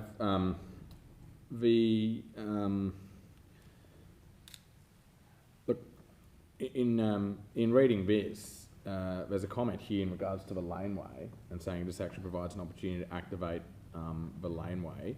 Do you view the laneway as being sort of integral to this development, or not really? Where did you see that comment? In the comment in page 4, I think it was, in the Urban Panel Design Advisory Panel. It's not an item that we give attention to. Okay, yep. Alderman Barakis? Thank you, Chair. And through you, just clarify, or somebody else might be able to clarify, what height did you say the building was going to be earlier? Well, I've got it written here at 20.7, but the Chair mentioned 20.7 with the other development earlier, and the gentleman before me mentioned 19.8, so I may be wrong on that. Oh, I did cross it out, but it's roughly close to 20 metres. Well, because I've got 19.6 in the council report, so I'm just hoping to get some clarification. Okay, so I may have had the 20.7 in my head, but let's say 19.6, yeah. Okay. What is it? 19.6. 20.7 was Macquarie Street. All right, thank you. That's right. Okay, just so long as we're all talking about the same thing. And so it's the height really that you're concerned about, and some of those design elements. Yeah, but if you read the two sets of minutes from the Urban Design Advisory Panel, you can see where they, in the first one, they mentioned that the application appears to have come in at a lower height, and then they just added on a floor, but certain concessions or discretions that, things they were meant to do with the internal open spaces or whatever, they haven't done.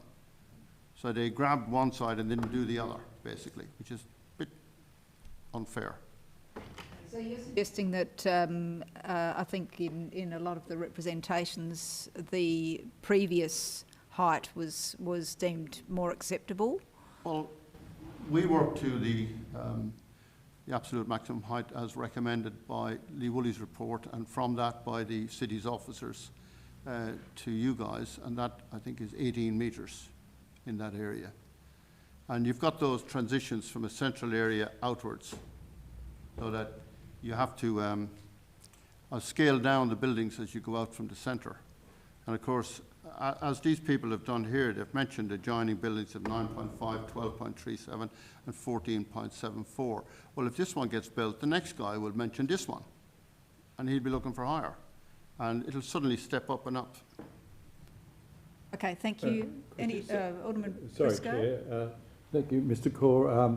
So essentially, you'd be satisfied, well, possibly satisfied if it was just down by one floor. Oh, yes, I think so, yeah. Thank you. Councillor Dutta? Thank you, Chair. With regards to the reference to Woolley's report, the recommendation there by Woolley was higher than what you're mentioning, I understand.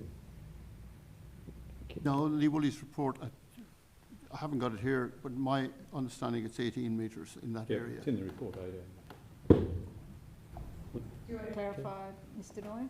Yeah, actually, Woolley proposed between 18 to 45 in this area. In fact, the officers, as an acceptable solution, had 18 metres and performance criteria for this specific location of a maximum of 21 metres. So it's within that height, as envisaged both by the officers and by Lee Woolley. Okay, if there are no further questions, thank you, Mr. Core. You can resume your seat, and I'll call now Mr. Rees, Bevan Rees. It is interesting.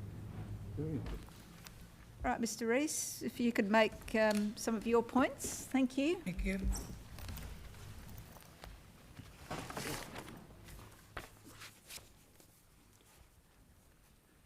Right, the Argyle Street streetscape between Melville and Brisbane Street is a significant part of the recognised community valued character of Hobart. This streetscape's unique character results from an eclectic collection of buildings. On the east side, a unique material homogeneity embodying the heritage-listed 1925 Hobart Fire Brigade Station. By contrast, on the western side, a building of building diversity, the heritage-listed 1844 Ocean Child Hotel, two 1860s cottages and single story, Minty's 1950 three-storey glass curtain wall building, and a single-storey contemporary corner showroom. This eclectic streetscape collection evidences over 200 years of urban form development, but significantly achieves coherence through the building heights being the maximum of 3 storeys. The proposal at 98 Argyle Street is for a 6-storey, 19.6 metre high building, hard to the street alignment on both the Argyle and Brisbane Street lane frontages. At 6 storeys, the building is not compatible with the scale of nearby buildings. It is twice the height of the adjacent Minty's building, 9.6 metres. There are no buildings exceeding 3 storeys within 100 metres of this site. Further design does not allow for any transition in height between adjoining buildings. The proposed height of 19.6 metres exceeds that of 18, the maximum height recommended by Lee Woolley and council professional staff. And I draw here particularly stressed at this point that Lee Woolley's recommendation for building heights emerged from a careful reading of the city's relationship to its distinctive surrounding landform. Landform is not the main issue in relation to the height in this case. The Woolley evaluation is totally irrelevant. The main relevant determination of architectural form is the height in contextual relationship to the townscape, streetscape and existing built form. The application and assessment documents provide little or no analysis and opinion in relation to townscape. and particularly not in relation to the Argyle streetscape. The architectural drawings do not assist, and the architect's statement limits comment to the proposal being, I quote, at appropriate scale with the streetscape. There is no evidence that the architect has explored other urban form options. The ERA planning report makes little streetscape mention. It contains 2 totally irrelevant streetscape photographs, those being of Melville Street, a full block away and around the corner. The deficiency and shortfall in documentation is raised by the Urban Design Advisory Panel, who note, quote, details of the proposal in relation to scale and relationship with adjoining buildings was requested at the pre-application meeting, but was not provided. They go on to note, I quote, this would have been beneficial to assessment of the building within the streetscape context and the amenity of the narrow private open space to the apartments. The design assessment role of the Urban Design Advisory Panel, as defined by Council, is, I quote, to consider the quality of architectural design and its contextual relationship to Hobart, and to consider the relationship of the proposed development to street, public space and adjacent buildings. In their summation, the panel, I quote, expressed some misgivings regarding the proposal and have also expressed, I quote, a desire for changes to be made to the proposed design. But they have, I quote, stopped short of recommending that Council refuse the application. Reece, would you like to sum up now, please? One paragraph.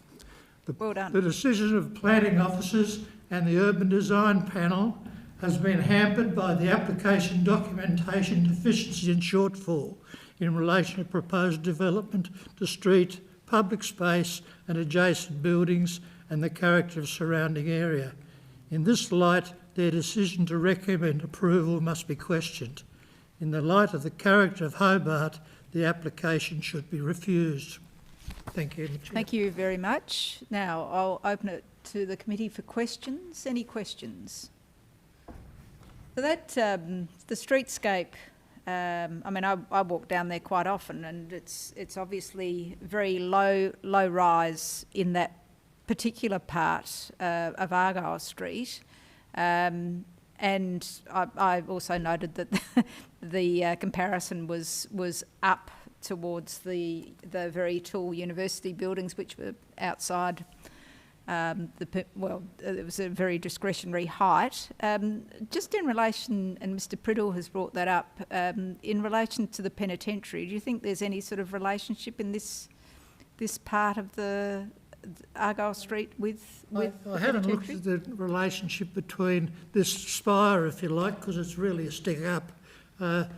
I think it's important to look at the relationship between it and the penitentiary. But there is a view plane issue there, but I haven't looked at it. Okay, thank you. Any further questions? If not, thank you, Mr. Reece. If you'd like to take your seat again, and I'll now call Mr. Leslie Lauder. Order. It's going to be one or the other, isn't it? Can be louder. Thank you, Mr. Lauder.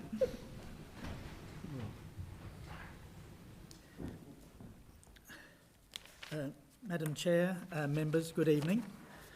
I was quite surprised to read the report that's before us.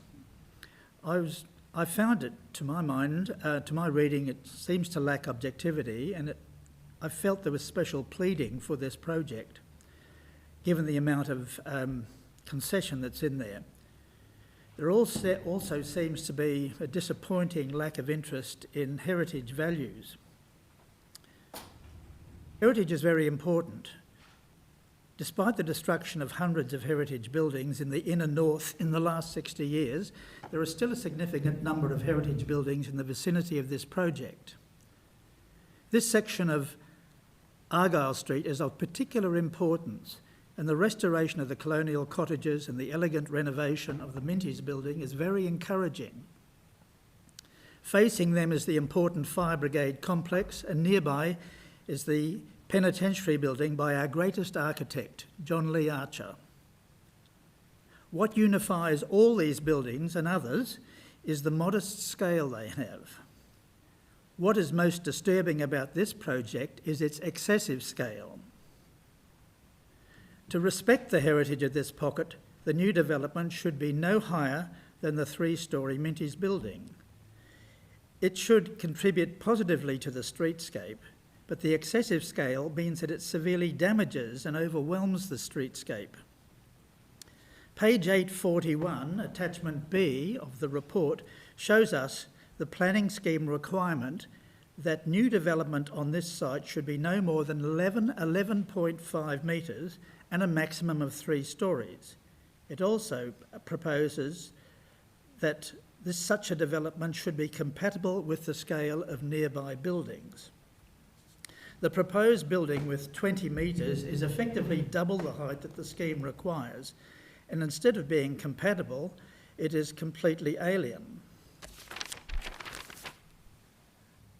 The report ignores the planning scheme, to my mind, and also our heritage values. Further, it absurdly claims that the development will be consistent with the qualities and the design of the Minties building and compatible with the nearby low-rise buildings. I've certainly missed something there. In my many years working in planning and heritage bodies, I've often confronted proposals that attempt to push way past the scheme regulations. This proposal is literally way over the top. The apparent special pleading here would greatly benefit the developer, but it damages this important heritage pocket. I'm convinced that this project will add to the gradual erosion of Hobart's heritage values. And it is vital that we understand the importance to the economy of Hobart of maintaining and enhancing our heritage buildings and precincts. One of the great draw cards for visitors to Hobart and Tasmania is the ambience created by our heritage buildings. This vital element is largely lost in other capital cities of Australia. The value of our heritage is vital to the economy of Hobart, given the millions of dollars spent by visitors and the employment it gives to so many local people. It is a great asset, our heritage. It's hardly ever assessed in that way, but it is. It's a subtle thing and it should not be ignored.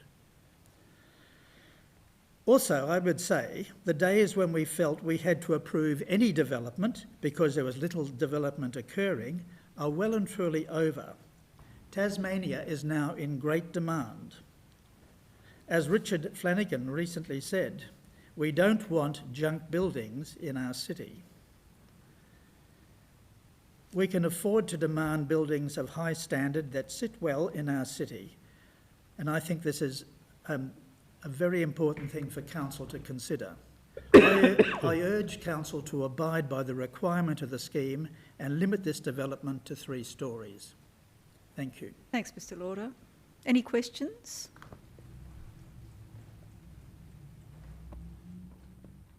Okay, thank you. And we'll now hear from the applicant, Josh Crossan and Sarah Lindsay from LXN Architecture.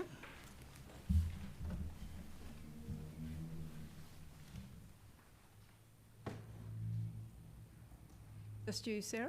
Yes, I'm flying solo. Right, okay, thank you. So you've heard some of the concerns that have been raised tonight. Perhaps you can address some of those and then make some other points. Thank you. Yes, I'm happy for the purpose of time to address some of the concerns and then perhaps take questions from the... I'd just like to make a couple of clarifications or corrections if I can. Ultimate maximum building height to the top of our lift core is 19.6 metres above natural ground level. That is the highest point of the building to the top of our lift shaft.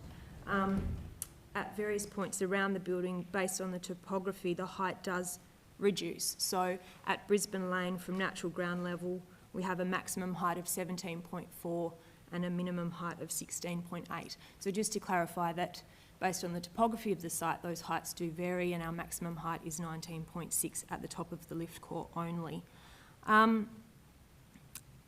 I understand that much has been made about the height of the building, and I would also just like to clarify that because we are proposing a residential development, the acceptable solution allows for a height of 15 metres. We are exceeding that maximum height. However, I will draw attention to the fact that the planner's report and our response to the performance criteria allow us to meet those criteria. The scheme does allow for variation in building heights, and it does allow for site-specific responses if the performance criteria are adequately met. We believe that the project does do that, and it does respond to elements like transitions in height to neighbouring buildings. Another correction I'd just like to make is the height of the Minties building. It is actually a 12-metre ultimate building height. It's a sawtooth roof, so it does have a larger building bulk than a typical 3-storey building would have. So sort of increased floor heights based on the fact it had a previous industrial use. We have also spoken about the Lee Woolley report. Lee is obviously a member of the Urban Design Advisory Panel, so Lee has provided comment on and off the record about this proposal. They have seen it twice, as you know. I'd like to comment on the fact that the feedback that we received from UDAP was largely positive, especially around our proposed material palette and the way that we were relating to the neighbouring heights especially to the Minty side of the site. The panel discussed the proposal in the context of the city, which is obviously you know, there's potential new developments on the corner of Melville Street and Argyle. UTAS will be putting something there, and I would hazard a guess that it may exceed, you know, the minimum heights and actually start to prepare us for a height transition along Argyle Street. I would say that the density of the proposal is quite modest. It's not an overly ambitious project that is trying to double heights or propose anything outlandish. The proposal is for 20 apartments, as you know, and we are addressing the component of the scheme that relates to providing amenity to apartments through private open space as opposed to a communal space. As an aside, the proposal was originally lodged in the planning portal in March 2020. Right when COVID hit, and so the proposal actually had a little hiatus where it sat in the portal for a good 8 months without being fully submitted. Within that time period, a new series of standards came into the scheme, and we reviewed the proposed building against those standards, and it was deemed in our pre-planning advice and through our expert planning consultants that we met the criteria for providing more than adequate private outdoor space, and so therefore the requirement to address a communal component was not required. This is not an overly large site in terms of its scale. It's not, it doesn't have surplus space, and so we also found that by trying to include a communal space such as a rooftop terrace or something similar, it was really just starting to increase building bulk, and that was what we felt was unnecessary. I'd just like to clarify that regarding overshadowing, the proposal does not provide any adverse overshadowing to neighbouring properties. So while the building may be visible from apartments in Brisbane Street, we don't feel we reduce the amenity of those apartments. Typically, and although it's not applicable to this proposal, typically the scheme deals with separation of private space or views between buildings by at least a 3 metre or greater setback. Obviously, our building is well in excess of that from the Brisbane Street apartments. Okay, would you like to sum up?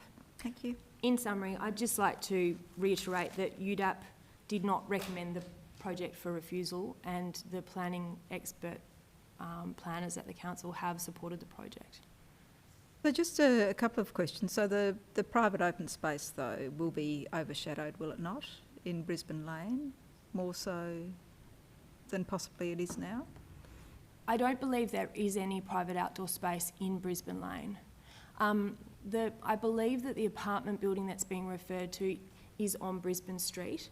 No, I'm not talking about that. No, I'm just talking about the lane itself and the bulk of the building and overshadowing from the building.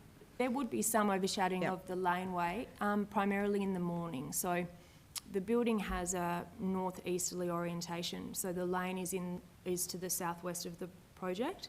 So for part of the afternoon, for part of the morning, there would be some overshadowing in the lane, and we do have shadow diagrams.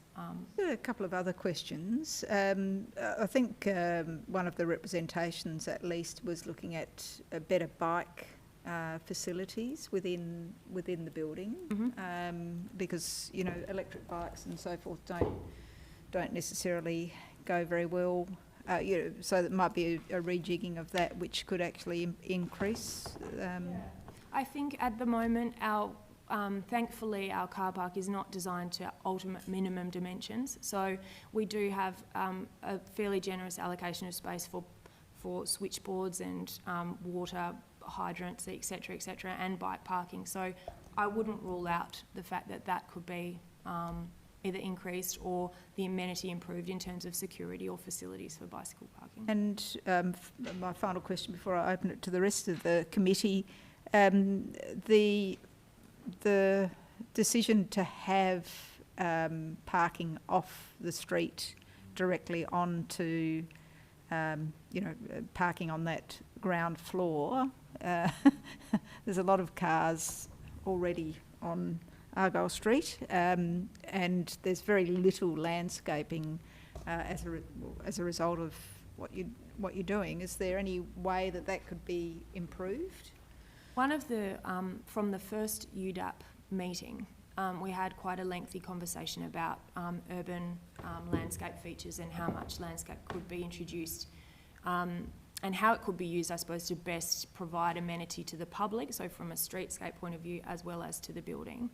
And we discussed the difference between having an internal lobby that might provide amenity to the residents to wait for an Uber or a taxi or meet with friends out of the weather versus having a larger outdoor courtyard that you could sit in, undercover but still on the street edge. And there was a lot of back and forth regarding the design outcomes of both those propositions. In the end, we opted for a larger ground floor lobby based on our Tasmanian climate and reduce the amount of planting to the frontage. I don't think we could avoid having a double width car park access, so that 6 metres, I think, in terms of vehicle access would need to be maintained. But we have tried to integrate landscaping where appropriate along that frontage, both in front of our plant area to the south of the driveway and also to the north in front of the lobby space. Yeah, thank you. Any further questions? Councillor Harvey? Sarah, just to clarify, on page 867,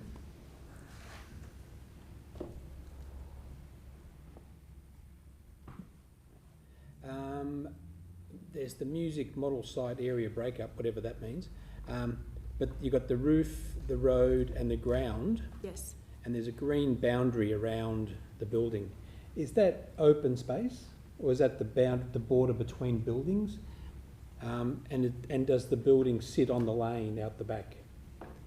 The building sits against the laneway at the back, so we are flush to our rear boundary. We do have balcony space though abutting the rear lane, so we have a couple of metres of balcony against that edge. My agenda has decided to reload, and so I can't view that document you're speaking to. Apologies for that. I don't know if it's possible to pull it up or to show me. I can comment. 867. Just going to bring it up. I would hazard a guess that it might be referring to the difference between our existing covered site area and our proposed, and the difference between the two, because that is often what the modelling... Yeah, okay, so this is referring to the fact that we effectively have a podium. So on top of our car park, we've got a lid, and that is to the full site boundaries. Okay. Then the pink area or the red area is actually all of the floors above. So levels 1, to 5 are all inset from the boundaries. So that that green space is actually outdoor patio for our level 1 apartments. So those apartments are afforded that extra ground level, well, I call it ground, but it's obviously on a slab, extra space. And that strategy is largely due to the fact that we have an approximately 2 metre height difference between Argyle Street and Brisbane Lane. So you end up with a lid on the car park, and then that forms basically the ground floor of the apartments, level 1. So if a building is constructed on the corner, the upside, Yes. heading up Argyle, and they build onto the boundary, which they don't think they can do now through you, Director, because we've got the new regs. It depends. You can, but you can't have openings. Yeah, okay, you could have a blank wall there. Yeah, you could have a blank wall, yeah. So potentially if the neighbours decided to develop their block and put a big blank wall against those balconies, how would... Well, actually, currently that is the current condition for those balconies. So those spaces, there is an image in our architectural design statement that talks about the use of narrow edges where you have a party wall and how you can landscape those spaces and they can still contribute to your private outdoor space. Basically, Minties is obviously already hard up against our boundary, so there's a brick wall at ground level. But only to 3 levels. Yes, correct. 3, sort of 4 stories in height, but 3 levels technically. And then to the north, there is existing concrete tilt panel walls that are providing the boundary walls for the Lexus building. So the existing condition is that to a certain height, both side boundaries are built up too. Our client owns 110 Argyle Street, which is the old Lexus building, and we've been working with them in tandem to consider opportunities for that Lexus site. The building was actually constructed with the structural capacity to build above. So their longer term vision was for residential development on that corner site as well. That's not before us. It is not, no. But it gives that. Context to the fact that it has, the setbacks have been considered, and our window line is at 3 metres from the boundary. So if, say, somebody else built 3 metres from the boundary on the neighbouring site, which would give them fire separation, you'd have 6 metres between 2 residences, which would meet the privacy standards. On one side. For the, Alderman Barakis? Yeah. Thank you, Chair, and through you, just touching on something you said earlier. You said the only part, the tallest part of the building was the elevator shaft. Or the Yes. So, and that was the 19.6. Yes. What was the height of the broader top part of the development? So then we go down to 19.4 and 19.5. So minimal, but just to be for the sake of accuracy. Yep. Yeah. And that's on Argyle Street where we have the most slope in the site. Yep, okay. Yep. Councillor Dutta? Thank you, Chair. Through you, I understand that there is no communal open space provided, just private open space. That private open space that's provided, do you think that's reasonably adequate for amenity? So in most instances for the apartments, we exceed the minimum requirements. That is not the case on the top floor because we've set the building back to reduce the impact of sightlines from streetscape. We feel that the way that people will live in this part of the city and the way that they will, use the amenities that are afforded to them in this zone, that it's an appropriate amount of private outdoor space. Certainly at level 1, it well and truly exceeds the minimum requirement under the scheme. Thank you. Just a follow-up. You use the word "we feel," so it's more an emotive thing, isn't it? Well, that's effectively the performance criteria ask you to make a judgment. Okay, and so we've made a judgment. The performance criteria talk about being able to recreate. So when we look at those spaces, we think, can you have a barbecue and an outdoor table? Could a child zoom around on a scooter, perhaps? At ground level, certainly. So I think, we use our value judgment as to whether we can meet those performance criteria because it is not a numeric calculation that we're dealing with. Okay, any further questions? If not, thank you. If you'd like to take your seat again, and Choi will do the fly through for us. Find the 7 o'clock break, haven't we? Well and truly. All right, so here we're going down Argyle. I know that's... Ocean Child on that corner, isn't it? That's correct. And opposite there's the Five Gate. So if we could we look at it from the front so I can see those side elements?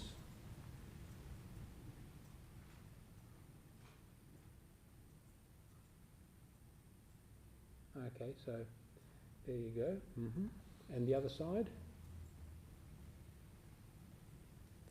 That's the Lexus building, isn't it? Or the Yes. former Lexus building.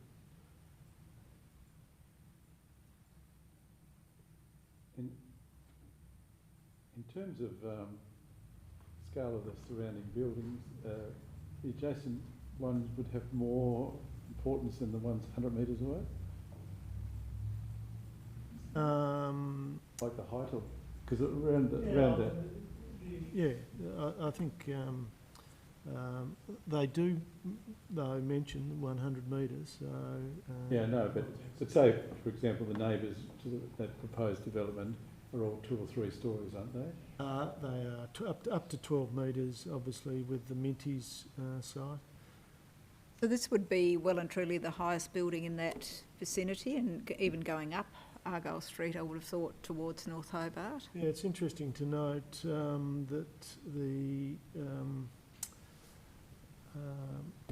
housing in Brisbane Street, not the university but adjacent to it, is five stories. That is, and this 40, is that's 40 Brisbane Street. I think so, yeah, I think it's number 40. So it is 1 story lower than what's being proposed. But this, I reiterate that this location is in transition. We've had that building, that residential building in Brisbane Street. We've had the university complex, residential complexes, and we've got a number of underutilised sites, as you can see there, further up Argyle and Campbell Street, that will be redeveloped over time to hopefully more residential type development. Rick, the height of this current building, will that inform the height of all buildings into the future, and will they be same, higher, lower in that area? Look, I think if... Or the potential to be higher? Well, that will be subject to what the provisions stipulate within the planning scheme and coming out of the Central Hobart Precinct Plan. Which we will have when? You'll have... 2050? 2050?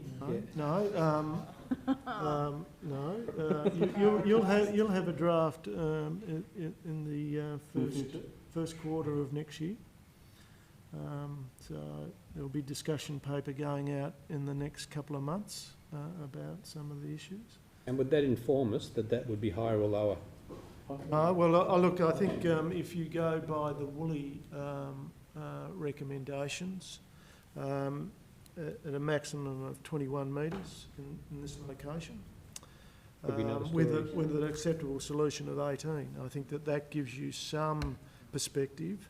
Immediately to the northwest, Precinct 8, for example, then you get a transition to 15 metres, acceptable solution, and 18 as an overall maximum. So I suppose we're envisaging 18 to 21 metres in this location, and moving to a 15 to 18 metres further up Campbell and Argyle Street. So just wondering if you can take it from closer to the university building, looking back towards the glebe. What was being done, Mr. Noy, through you, Chair, there has been a recent decision saying that we can look at the acceptable solution in the context. In the context, that's right.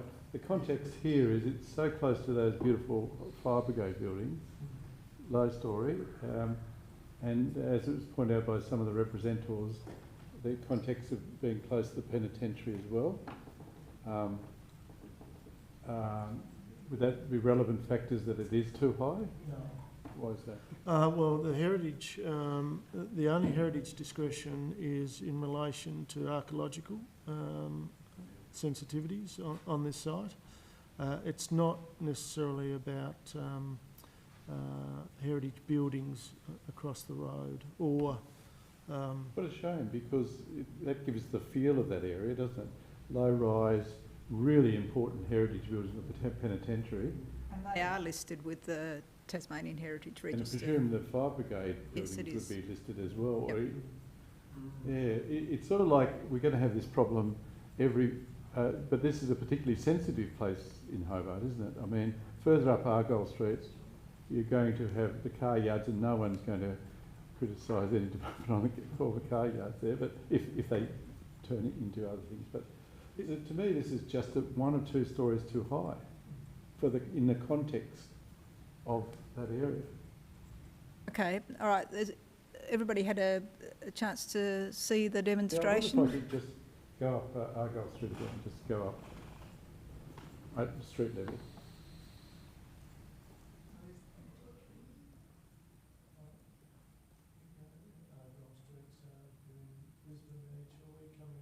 Take a left. There we go. Come up rather than Backseat go down. driver. Oh, it depends which way you're looking at. We're going down now, but when we get down, can we turn around and come back? Heading towards Glenorchy is always considered going down. This is going up, up the hill. All right. Any further discussion or questions? I have a question in relation to the attenuation. Is there any attenuation consideration with the Brisbane? Because that's in close proximity. I'm pretty sure there was. See it? I read a lot over the weekend and I didn't see that one. Yeah.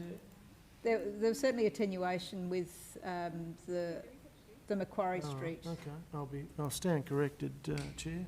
Can I just... So perhaps we could check that as well. Okay, do we have a motion? I wonder if I could just make a comment. I'd rather not move any motion at the moment, but Briscoe? the Urban Design Panel did indicate they were really concerned about lack of public open space or open space, considering the small amount of private space, open space. To me, the design is good. I mean, I have no problems with the design. I don't think the panel had any problem with the design. It's just that balance of communal open space and private open space wasn't. So that worries me. Is it enough for me to vote against it? It probably isn't. So, but we'll listen to the debate. Okay, thank you. Any further discussion or do we have a motion? Well, Chair, I'm not going to move the motion yet either, but that one floor would make a big difference, I think, around the table of how easy it would be to vote. Easier it would be to support this straight up. So, Look, I'm happy to move the officer's recommendation. I think that having listened to the representations and having listened to the discussion, it's pretty clear that this sits, they haven't sort of gone for something that's, well outside, and they have obviously done their design smarts, which we've ultimately what is a relatively small site. I mean, when I read the Urban Design Advisory Panel, it's pretty obvious that they haven't come out and said this isn't appropriate. They do highlight some of the benefits they've said in there that it activates the lane. I appreciate that if this was built in isolation, some people might think it sticks out like a bit of a sore thumb, but it's pretty clear that part of the city is transitioning. It was very comforting, at least to me, to hear that, this would fit within what the Woolley report was envisaging, and potentially that is why the Urban Design Advisory Panel hasn't come out against it. And so look, I think that on a balance, you know, this one does fit within what the planning code allows. You know, my concerns with this relate to obviously the parking provision is personally I think a little bit low. You know, I always like to think that these developments will compete on the quality of the product and there'll be nice big apartments, but you know, I think at the moment, given where the market is and the demand that's there, you know, I think the architects ultimately have done a good job in providing what are ultimately much needed apartments within the City of Hobart. So look, I think the officers have called this correctly, and I'll be moving their recommendation. Thank you. Councillor Dutta. Thank you, Chair. Again, having read the report and having heard the various points that has been presented to us, I am inclined not to support this, and I would foreshadow a motion of refusal. Thank you, and I think that's been sent to every committee member as well. Thank you. Further discussion? Alderman Barakis. Thank you, Chair, and thank you to Councillor Coates for moving the officer's recommendation. I thought nobody would ever get around to doing it, but look, I'd support the officer's recommendation on this one. I think much of what I said on the previous item could be said to this one as well. I just would know, can I clarify just again, just because there seems to be a bit of confusion about what the limits are and what the height of the heights are. What was proposed by Lee Woolley was an acceptable solution of 18 and a performance criteria of 20.5, did you say? Yeah, 21. Sorry, that was the officer's response to the Woolies report. He had this zone as transitioning between 18 to 45 metres in height. The officer's interpretation of that was an acceptable solution of 18 metres, and in this specific location we said a maximum of 21 metres, not 45. And that was what came before council that was supported by Hobart Not High Rise and other... That's, that's what came before council. Yeah, okay. Look, I would have hoped that those advocating for such policy changes would be aware of that, but given that, I think the suggestion that what we've got in front of us is way over and above what people were considering appropriate, or way over and above, the proposed height limits for the area. I think it just isn't correct by that. Given that it's it sits well within the discretionary element of what was being proposed. That said, we're not assessing that right now. We're assessing the planning scheme of the day.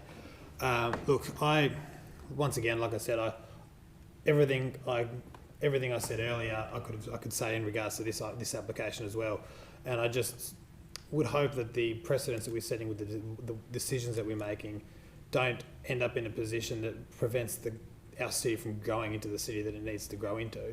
This is hardly what would you say, a disproportionate intensification of the area. It's not what I think anybody with any common sense would classify as a high rise. Alderman Barakis, could you please withdraw that, because you're suggesting that nobody else has common sense. So perhaps you can rephrase that, please. Sure, I'll rephrase it. I wouldn't expect that this would be something that most people would consider as a quote unquote high rise. But that said, look, I think this is something that meets a need for the city. I think it's something that is in line with the planning provisions that we have in front of us. And as has been said, we have applicants that are willing and have worked within the advice provided to them in consultation during the planning process. And what they've put before us is responding to that, and I think is adhering to the rules that we have, the rules of the day. So look, I think this is something that should be approved. I think it's something that I'd encourage everybody else to approve, but failing that, I just hope it's not a foregone conclusion like the previous item, but I'll leave it there.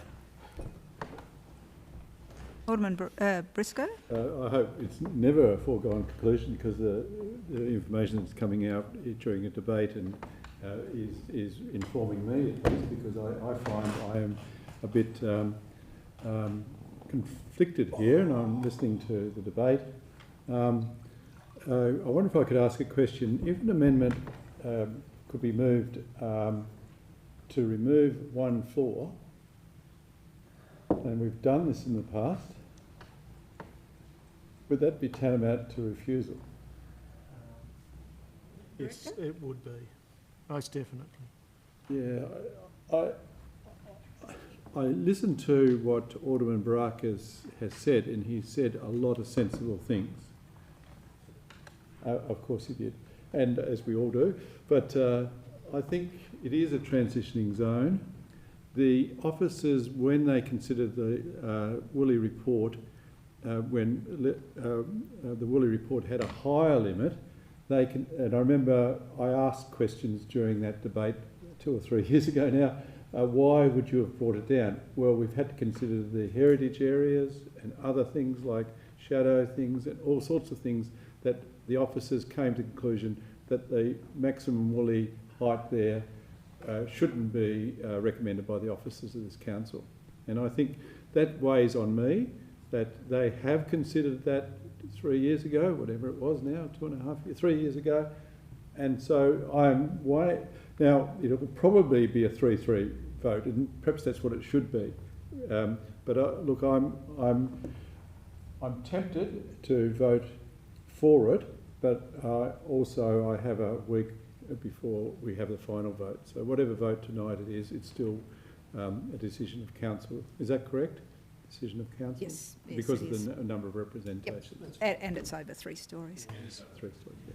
Thank you. So just following up on that that question from Alderman Briscoe, should this go to, it's decided one way or the other, it goes to tribunal, and there is a section, there is mediation and it's mediated, or there's a section 22 for bringing it down to 4 stories, that would be possibly acceptable because it's done through the tribunal, and yet we cannot do that. Save a lot of hassle, but we cannot do that here. We can try to do it. Yeah, well, that's correct, Chair. That's correct. Yeah, well, it's yes. Well, it's. I don't know how much common sense there is in that, but that's for another time. Yeah, Any further discussion? Interesting point, Chair. Councillor Harvey. If this was one level lower, I wouldn't hesitate to support it tonight. And I think it does need the broader council to discuss it, so I think it might be heading off to council with a split decision. So I think I'll vote no tonight, but I'll reconsider my position at the council meeting. And in the meantime, if there was any discussion around reducing it by a story in order to secure a much stronger decision, that would be good. Okay. All right. Well, I think we've had enough discussion, so I'll put Councillor Coates' motion for approval, subject to conditions. And if there's any attenuation code, that could go in as well. Oh, there's not. No, there's not. That's interesting. Brisbane Hotel doesn't make much noise in that case, or vice versa. Okay, so I'll put Councillor Coates' motion. Those in favour? Aye. Aye. Those against? No. Show of hands. Those in favour? Alderman Briscoe, Alderman Baracus and Councillor Coates. Those against? Harvey, Councillor Dutta and the Deputy Lord Mayor. The motion is lost. We'll put the foreshadowed motion. Those in favour? Discussion, if we could. Oh, do you want some discussion about the foreshadowed motion? Yep. Look, the mover of it, Councillor Dutta, look, given the discussion that's happened tonight and also the representations we've heard, you know, I appreciate that the argument is really about the building height. I was wondering if you would wanted to move just part 1 of your reasons for refusal. I mean, listening to the applicant, I at least personally thought that there were some very good design elements that included, which relating to obviously the concerns about open space and amenity of the buildings. I think in some ways the architects have done a very good job of you know, designing it such that they probably ameliorate those concerns to an extent. Well, I felt so. Yeah, through Chair, no, I would leave the 3 grounds of refusal as it is there. Which the proposal does not meet acceptable solution of performance criteria with respect to clause 2341A or P1. 2, the proposal does not meet the acceptable solution. Height. Is it? And then the 3, the proposal does not meet the acceptable solution or the performance criteria with respect to clause 23.4.8A6 or P6. So though, For the sake of time, I just don't want to read the whole thing. so it's about transition in height, private open space, and the amenity. And just, rather not going into too much debate because we've already had it, but my support of the proposal, which unfortunately the motion failed, is very balanced. It's not 100% support of it, it's not 100% against it. So I'm like my colleague, my learned colleague in front of us, my learned colleague, that it may be that I have a different vote at the council. Yeah, thank you. All right, so I'll put the... Can I just Councillor clarify Harvey? with Yep. Councillor Coates? You would support the first one?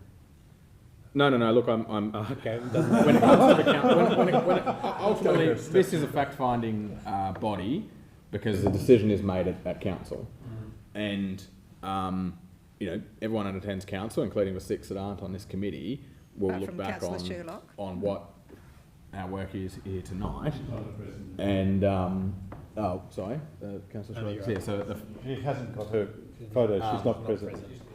Yeah, she's listening. Yeah, so the what is it? 5 of us aren't here, but I guess I'd make the point that if I was them and I was looking at what was discussed tonight, you may well think that points 2 and 3 were as valid, if not more valid, or equal footing with number 1. Look, number 2 relates to private open space. Number 3 relates to communal open space and reasonable amenity. I didn't really hear that as the bigger issues, but I respect the councillor's right to put them in as his review. No, so that was my Thank you. All right, intention. I'm going to... I agree. Yep. I'm going to put the motion. Those in favour for refusal, aye. Aye. Those against? No. Show of hands again. In favour? And against? Alden Brooks and Councillor Coates. So that will go to council without a recommendation. So I think it's been a useful discussion, and it still is to be, the decision is to be made at council. I'll ask somebody to call for an adjournment, please. Thank you, Alderman We've still Brooks. got the Deputation. It's the shed. Well, what do you want to do? I think we should listen to the deputation, yeah. All right, so we'll We should be a short one. if we can have item 7.1.3, the representors, Philippa and Andrew Edwards and Dr. Jennifer Lavis. 1 floor less, and it'll be unanimous.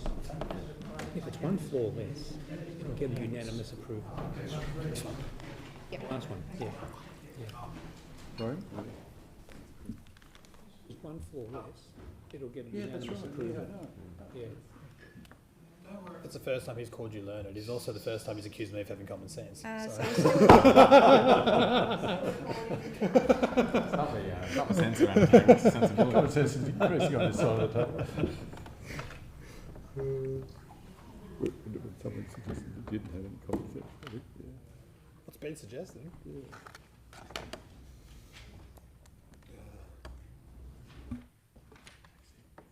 Was that fairly convincing?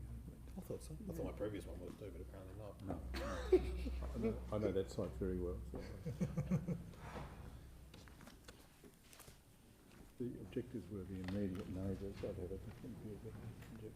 Okay, so I'll ask Philippa Edwards to come to the table, please. Thanks for your patience. Do you want to go separately, Andrew, or you wanted to go together?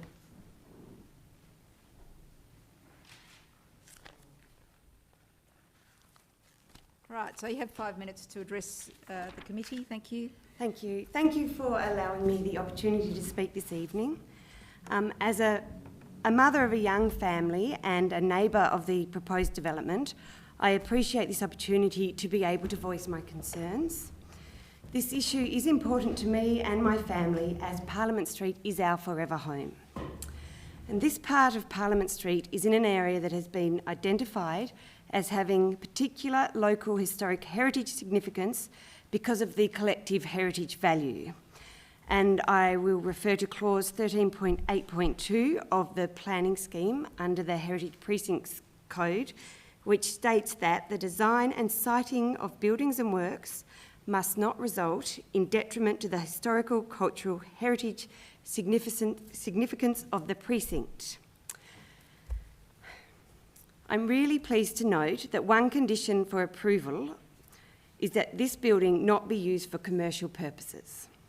And I've also received information provided to Council by the applicant that gives further reassurance that this large shed is intended to be used for storage only, so thank you for this. However, regardless of the intended use, the size and appearance of this shed are industrial and will be viewed so from the street in this heritage area. This raises the question, should this shed really be permitted to be built in this heritage precinct? The applicant has provided images of the large social housing apartment block at the east side of the property as an example of why this shed should be approved. However, this apartment building is outside the boundaries of the heritage precinct. And I would like to inquire whether a bordering property which is not required to meet the same conditions should then annul or dilute conditions that apply in a heritage precinct. Using this building as a reason to permit something that sits within a heritage precinct prompts questions about the validity of this overlay and should raise concerns about a gradual erosion of the value of the heritage distinction. A neighbouring building which conforms to different parameters should not diminish the enforceability of heritage area conditions. As tonight you consider the scale and nature of this shed on this internal residential block, I ask that you also consider the flow-on impact that allowing one industrial-sized shed in this heritage precinct will have on the ongoing heritage significance of the area. Thank you. Thank you. Any questions from the committee? Councillor Harvey, then Alderman Briscoe. Your address is not on our list. I'm just wondering, what's your street address? I'm 17 Parliament Street. 17 or 17A? 17. And 17A, what's that house in the backyard? So that is a separate property, and the previous owner of number 17 subdivided that block and built 17A. Is that one of the heritage houses? That is not a heritage house, no. Alderman Briscoe? Yes, you did mention, thank you through you, Chair, you did mention that you now are less worried about being used as an industrial workshop because of the conditions. Is there anything else that could be done, maybe to the finish, that would diminish? I wouldn't say so much the finish, because I see there's a condition on that as well, the colour of the colour bond. Yeah. However, it is the size that is the greatest concern to me, and I note that the applicant has said it needs to be that big to store his boat and vehicles for secure storage. However, I note there is already another shed on site, and I think that the property could be made more secure without such an enormous footprint of shed. Yep.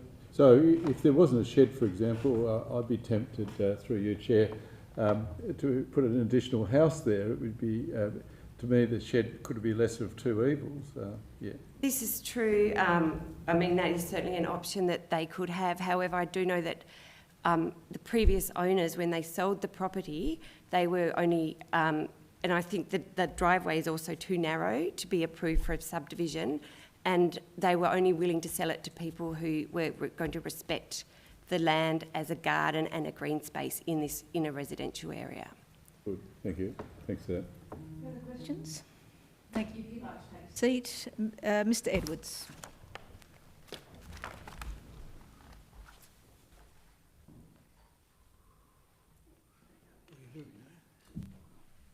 Thanks, Dave.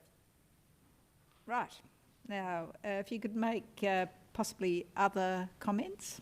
I will add to the comments that Philip has already done. One thing, we've got to step back from this property itself and stand on the footpath over the road, and we're looking down at a building which in my mind is a light industrial scale workshop. It is 10 metres wide, and although the original application said that it was only going to be 4.5 metres high, I noted in the officer's report that with an amendment proposed, it could be up to 5.5 metres high, and there's some uncertainty in relation to the actual finished height of the building. It is in a residential zone, and as you know, and as Philip has already identified, the zone requires for compatible non-residential uses that primarily serve the local community, and it encourages a residential development that respects the neighbourhood character of the vicinity. The proposed, or the applicant has indicated that a standard garage, double garage, would be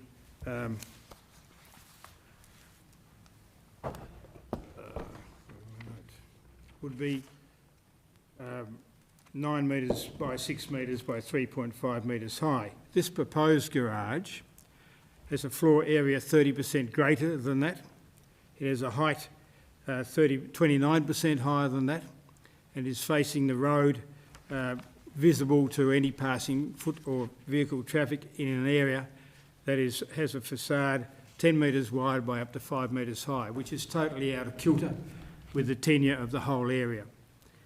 Whilst we don't like talking about precedents, because precedents shouldn't set planning parameters for anything, this should not be regarded as a precedent, but however, it could be. And the next thing we know, we're dealing with applications that are basing their argument on precedents. The other argument put forward is the basis of need. The need, the height is relevant to the items being stored. The need to put a boat in there, a 17-foot boat with a demountable bimini on top, and the need to be able to erect a tent that's on top of a car, creating the height. Now, need is not a legitimate planning zoning application. It is a subjective element, and we're dealing with an objective, detailed planning scheme. The other issue in relation to the heritage matters, and I note that in the Heritage Officer's report on page 21, it said the design and siting of the building and works, it says it must not result in detriment to the historic cultural heritage significance of the precinct, as listed. However, down the bottom he says, the documentation submitted indicate that the applicant seeks to construct hard stand driveway and a parking and a double garage. We're not dealing with a mere double garage. We're not dealing with a domestic scale double garage at all. We're dealing with a pseudo light industrial workshop here. The Heritage Officer then goes on to say that the elements, all these elements would be located behind the existing period houses. The garden would be replaced by parking related elements, etc. That is not correct.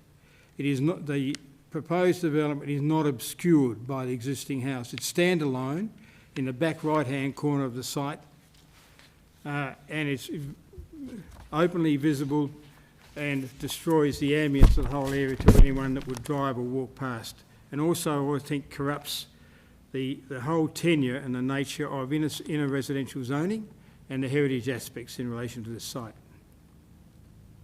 Thank you very much. Any questions? Alderman Briscoe, we'll start with you. Thank you for that, through you, Chair. What about if there is a landscape plan, like a vegetation plan, to mitigate it? I'm not here to suggest a compromise. I'm here to deal with what's been put forward on the plan, and I think the volume of the whole aspect of the building, 10 metres wide by up to 5 metres high, is totally out of tenure with the heritage area in a residential zone. So mitigation by foliage is a veneer play. I don't think it's appropriate to discuss it. There's plenty of land there, so as I pointed out to the previous person who made deputation, is that there could have been a house there, presumably could be a house or a unit or, so sometimes compromises may be the only way to go if the officers here have recommended approval. So I'm just suggesting something. So, but if you don't think that will help, I won't move an amendment. Any further questions, Councillor Harvey? You're from 17 as well? Yes, I've been interested in 17. But I've also got an interest in globally in planning matters as well. All right, if there are no further questions, thanks, Mr. Edwards. Take your seat and we'll have the applicants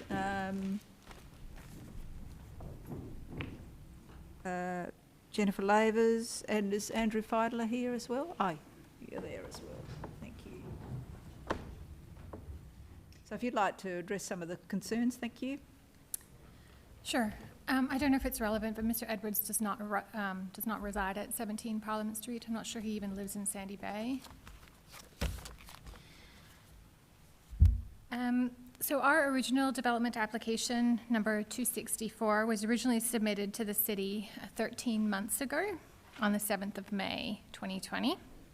And it includes a 7x10 garage, which is only slightly larger than the standard 2-car garage, which would be 6x9. So ours is 7x10, only slightly larger than average. That original application also included a small kitchen extension, but I'm not going to go into that today at all. Over an extended period, we've worked really closely with city planning, spending countless hours going over various aspects of the application. There were many unexpected issues, some involving the fact that this house is 140 years old. For example, we had an open inspection request from Taswater in May of 2020, which actually required us to excavate part of our rear lawn, and we've been extremely accommodating in all regards. We have also had numerous requests for shadow diagrams to ensure that we are not impinging on our neighbours, and there have been multiple iterations of this extending as far back as August of 2020.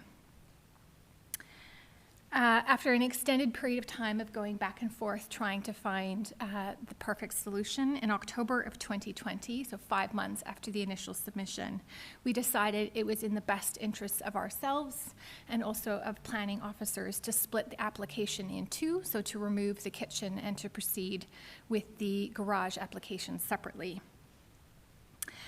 Many months later, after much consultation with city planning, with our architect and others, including many of our neighbours, we relodged a new application, which is this garage that's being talked about now. To address many of the concerns which have been lodged by the representations, the 8 representations that were made that brought us here today, we have adjusted a number of things, including the shape and pitch of the garage, so the roof line of the garage, to minimize shadowing and the overall bulk of the structure. We also reduced the overall height of the garage so that the maximum extent is reduced by 0.5 meter, and the 2 sides of the garage are reduced by a total of 1 meter. And that's particularly important because one of the sides of the garage is immediately adjacent to one of our elderly neighbours, and we were concerned about his well-being and overshadowing, and so we reduced the total height of the garage by a full meter in order to ensure that that was minimized as much as possible. We have also agreed at great personal expense to use a very particular type of cladding known as weatherline. And this is because it resembles weatherboard, and unlike traditional color bond cladding, this is more in keeping with heritage, the heritage district. And we'll also be applying decorative eaves and other things so that the garage does not have an industrial appearance to it. So it is not industrial in size, and it will also not have an industrial shape, color, or form to it either. We and our neighbours would very much prefer to use little or no concrete. It is not a sustainable, environmentally sustainable option, and it is not particularly nice to look at. We acknowledge this. And we have put this to council planning on multiple occasions and tried to push for alternate materials. Unfortunately, this is outside of our control, and concrete is the only material that can be used in this instance moving forward. We would very much like to use something like crushed granite that would allow for rain flow. Unfortunately, that is not permissible, so that is outside of our hands. This is our fourth heritage home renovation. We have undertaken much more extravagant and intensive renovations, so we are not, this is not our first go. And as one of the councillors mentioned, that we have taken great care in planting more than 70 native trees, including many Tasmanian endemics, some of which are critically endangered, to ensure that the concrete, which we can't avoid, and the garage, which we also feel we cannot avoid, will eventually be hopefully overshadowed by the beauty of the incredible effort that we've put in to cover the rest of our yard with green space. Okay. Thank you. Thank you. Any questions? Alderman Briscoe. Yes, thank you, Chair. Through you. So where do you park your cars at the moment? On the street and on our lawn. Good, thank you. Councillor Data? Thank you, Chair. Just two clarifications. One is, in the beginning you mentioned about Mr. Edwards not living there. I wasn't too sure what you were, the point you were making, that's one. And then you mentioned about the kitchen is no longer in there. So do you intend to have the kitchen later in the future?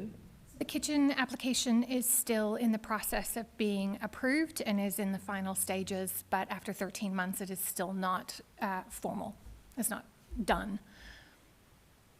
Is that not within the shed? They are completely separate now. Right. Okay. Yeah. Right. Okay. Yes. This history's a lot more fulsome than what I can see here. So thank you for that background. Any Councillor? Sorry, Councillor. I wasn't too sure the statement you made in the beginning about Mr. Edwards. Yes, only because I am not aware what the rules, policies are around if you make a representation, if you actually have to reside in the area or have a house in the immediate vicinity or anything like that. So I was just clarifying that Mr. Edwards does not reside in the vicinity as far as I'm aware, and certainly not at 17 Parliament Street.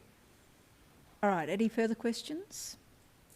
So I'm just, and I'll ask a question of the Director in a moment, but you're saying that there is no permeable or semi-permeable brick or paving that can be used rather than the concrete?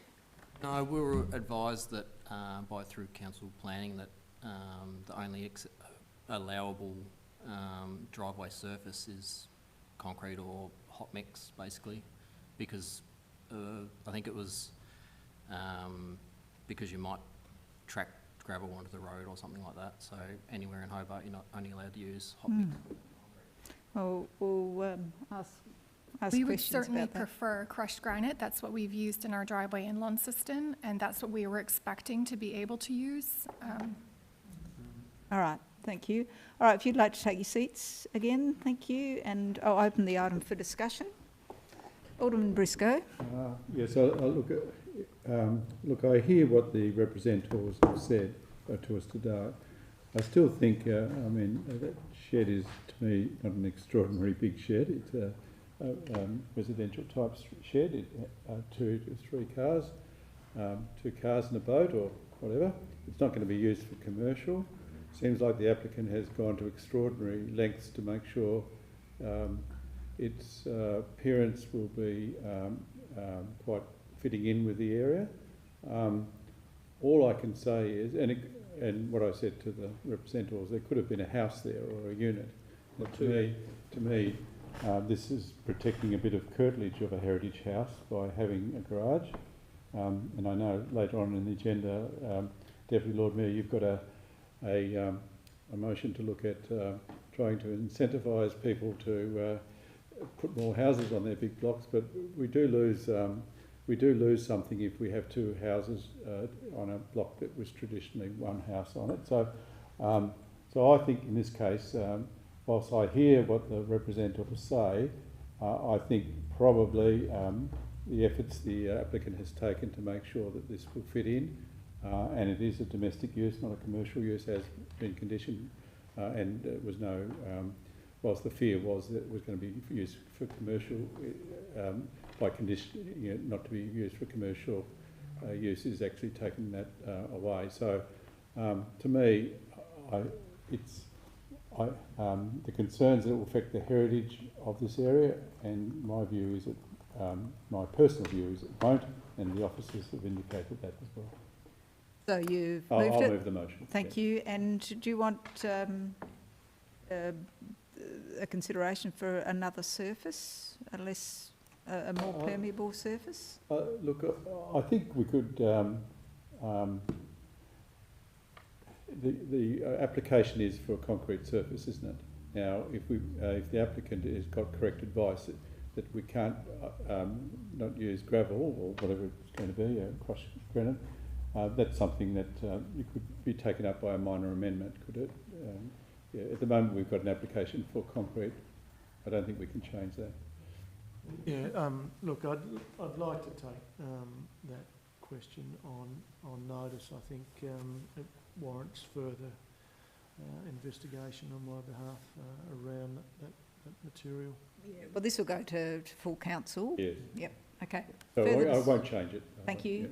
Councillor Harvey? So there would be the option to amend the recommendation to include a permeable surface is allowable. Alternative, yeah. Alternative Mr. Noy permeable surface. will do some investigating Yes. before the council meeting. So I'll keep that in our Councillor pocket. Dutton? Just a clarification, Chair. With regards to industrial in size, comment has been made. Is there a definition of industrial pertaining to garage? Not easily defined, no, in this context. Okay. Alderman Barakis? Thank you, Chair. I suppose just to the point of the surface, we will get feedback on that and the ability to make an amendment before we make a decision on it. So we can kind of leave it as it is, and we're not going to have to come back and revisit this at a later date. We will be able to make a decision, and if we can find a substance material that both the applicant and we the don't have to council's go happy looking with. for it. No, They're available. I'll provide you advice prior to the council meeting in relation to that issue as to why or if we require an impermeable surface to the driveway, if we do. Thank you, and I suppose it seems to have been largely kind of, agreed that it's redundant or has been largely addressed, but in regards to the possibility or speculation of this being used for commercial use, that would require a separate permit if they were ever to attempt that, and I imagine it wouldn't be forthcoming. No? Yeah, look, there are home occupation requirements allowed for, but if it was anything greater than that, then there would be. Look, I'll echo everything that Alderman Briscoe said, and just sort of reinforce look. I can't see any real loss of amenity here. I see this as Alderman Briscoe said, a positive for the applicants, and I don't see it really coming as with any detriment to either the area or any of the neighbouring properties. So I think this is a simple one for me, and I'll be supporting the motion. Thank you. Any further comments? If not, I'll put Alderman Briscoe's motion. Those in favour? Aye. Those against? Motion's carried unanimously. That will go to full council next Monday, and we'll have some advice in relation to the driveway materials. So I'll call for adjournment for 20 minutes. Yep. Thank you, Alderman Barakis. Those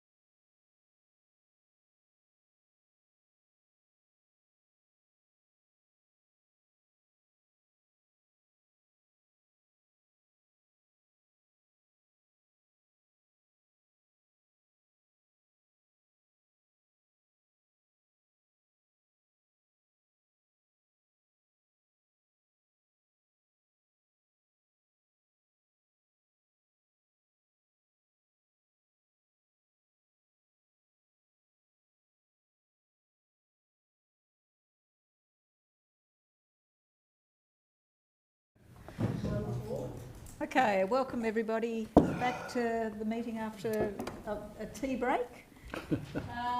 So we're up to 7.1.4, which is 8 Old Proctors Road, Tolmans Hills. I'm happy to public move toilets. Thank you. Discussion? No discussion. I'll put that. Those in favour? Aye. Those against, items carried. 7.1.5 is 14 Thelma Drive, West Hobart, and I think we had a number of representations for this one. Open the item for discussion. So this is a house, and I think one of the representatives compared the wall to the Palestine wall and both Palestine the Berlin wall. So, Director, is there any sort of breaking up of that wall, or any conditions relating to that? Well, we've look, and I do understand the sentiment. I must say, when I first saw this, I was a little bit concerned, notwithstanding the quality of the architects involved. So we have included a condition around landscaping in front of the wall to provide some need for some substantial softening. So I think that's the officers have included that will be sufficient. The overall area of the building, how big is it? Good.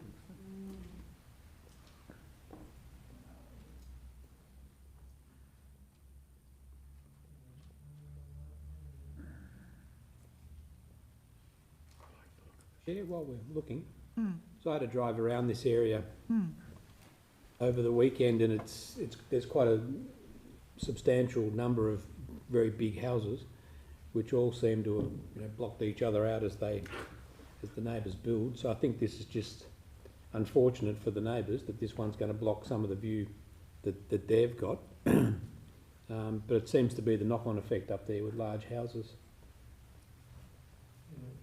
So block is 1,006 square metres.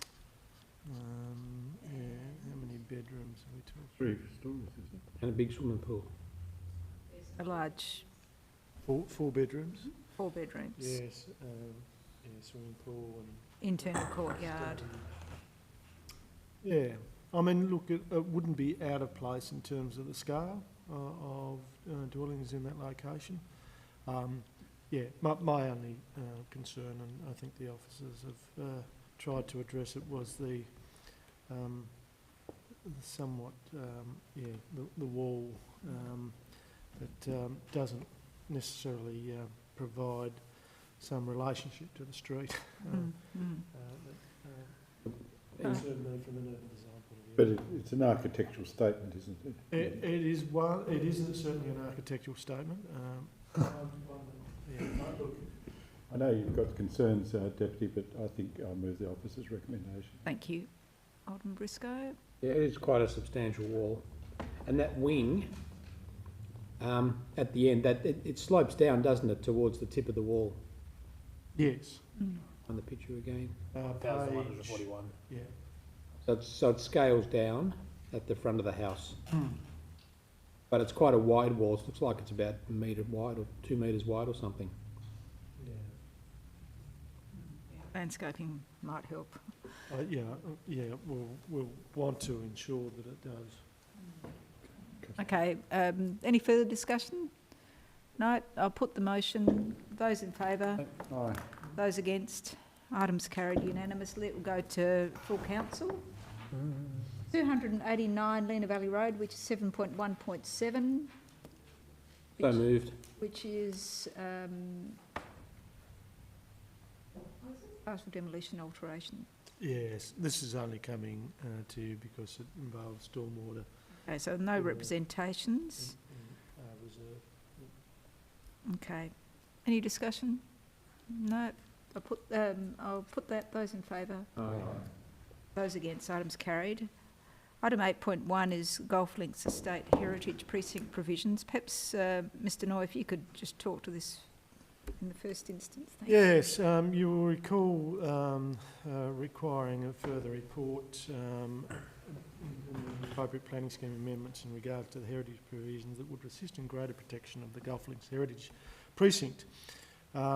What we've indicated here is that, and as alluded to in the Macquarie Street proposal in response to the Lord Mayor's concerns, that the local provision schedule will incorporate a much more significant heritage significant statement for this precinct that will afford greater recognition of those values, attributes that I suppose people or elected members were concerned about in relation to a specific proposal there, and that will, I suppose, afford greater recognition of those attributes and therefore greater protection. Okay, so that will answer some of the concerns of people who are living in this area who want to retain those characteristics. That's correct. That will be picked up as part of the local provision schedule, and if finally endorsed by council and the Tasmania Planning Commission, they will be enforced. Can I just Alderman Briscoe? to clarification? So we're not suggesting any amendment. When we do the local, whatever it is, that will come to council, we'll vote on it, and then it'll go off to the Planning Commission? Yeah, we've already done, you'll recall that we've already done that. What we're seeking, you will get a further opportunity to, following the notification of the local provision schedule for a 2-month period, there'll be representations, people will be able to make comment, and we'll bring back a further report in relation to the local provision schedule for a final sign-off and or amendment as considered appropriate in response to any representations. So we'll suggest amendments? Sorry? Will council suggest amendments? Well, they may do. I wouldn't like to speculate, but what we're saying is within the local provision schedule, that you've already endorsed in principle, that there is proposed to be a greater recognition of those heritage values of the Gulf Link estate, and those values are covered by the Heritage Code that allows us to, I suppose, recognise those attributes, where they don't at the moment. So, have I confused you? Yes, you have. Sorry. So, the code we can change, although we've already changed it, subject to approval by the... I'll just go back at the start. The local provision schedule, the council has endorsed it in principle for formal notification. So I understand that, but what are these data sheets? The data sheets are similar to a desired future character. But what they do is outline the contributing values, the heritage values of the precinct. And have we, sorry to treat this like cross-examination, but I do, is the data sheets already written? They are. For this particular...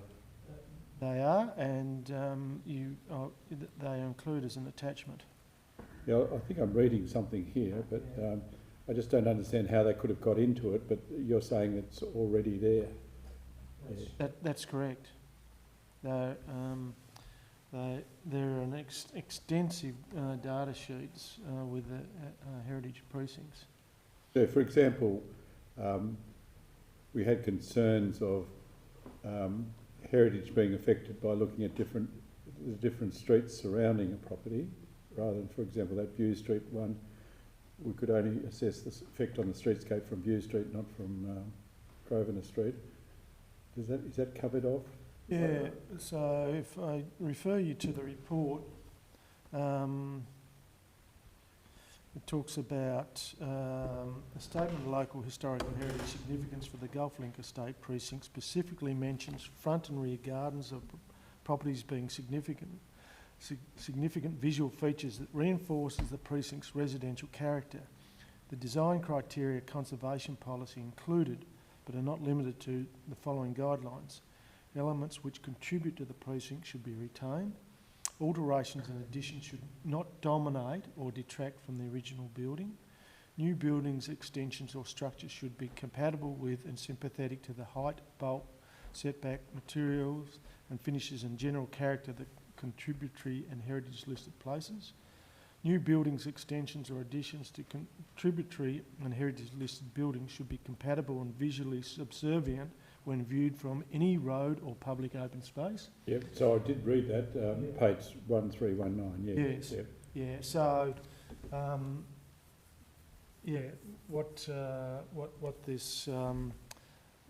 what the framework is that these conservation policies attributed to these precincts are clearly articulated so people are able to understand what are contributing factors, what are neutral and what are non-contributing elements. And what we're saying is that we are to preserve those contributing and any further development should not detract from those contributing elements. I wonder if that local group have looked at this. Don't know if they're interested.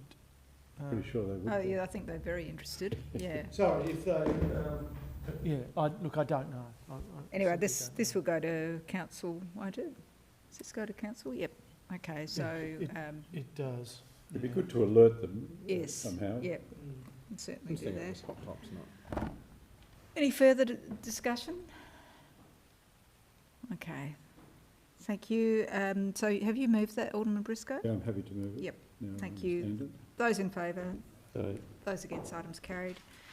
Item 8.2, monthly planning stats. So moved. Thank you, Councillor Harvey. Those in favour? Aye. Those against? Motion's carried. 8.3 is the monthly building statistics. That's you, Alderman Baracus. Those in favour? Aye. Those against? Items carried. 8.4 is delegated decision report. Alderman Baracus, thank you. Those in favour? Aye. Those against? Items carried. 8.5, City Planning Advertising Report. Moved. Thank you, Councillor Harvey. And is there any particular ones here that you...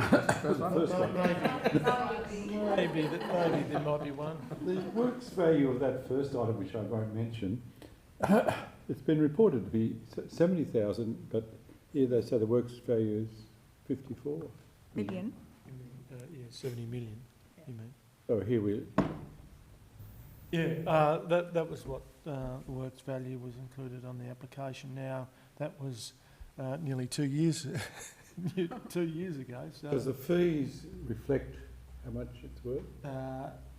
Yes, to some degree, but that was the fees were paid when it was originally lodged back in 2019. Even if the value of the works goes up, there's no new fees. We can't. No, okay. It's only on lodgement. On lodgement. Yeah. So it's 54 million as at when it was lodged in 2019. Yeah. All right. Look, yeah. So things may have changed. So the 396 to 396A Elizabeth Street, North Hobart, is partial change of use to hotel industry. Is that just the Blackheart and Sparrows side, Rach? Oh, Chair, Karen, sorry? I'm not familiar with that one. Okay, and the $4 million for 180 Harrington Street. That's St Mary's Cathedral. Oh, that's right, yep, okay. Could I go back to the first one? Okay, I'm sorry about that. But expiry date, the 26th of the 6th, that's not correct, is it? No, that's, we have received an extension of time to the 29th of July. All right, thank you. Okay.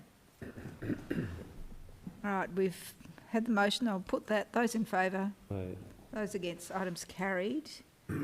Right, now, item 9, motions of which notice has been given. So, Alderman Barakis, would you like to take this chair? Or you?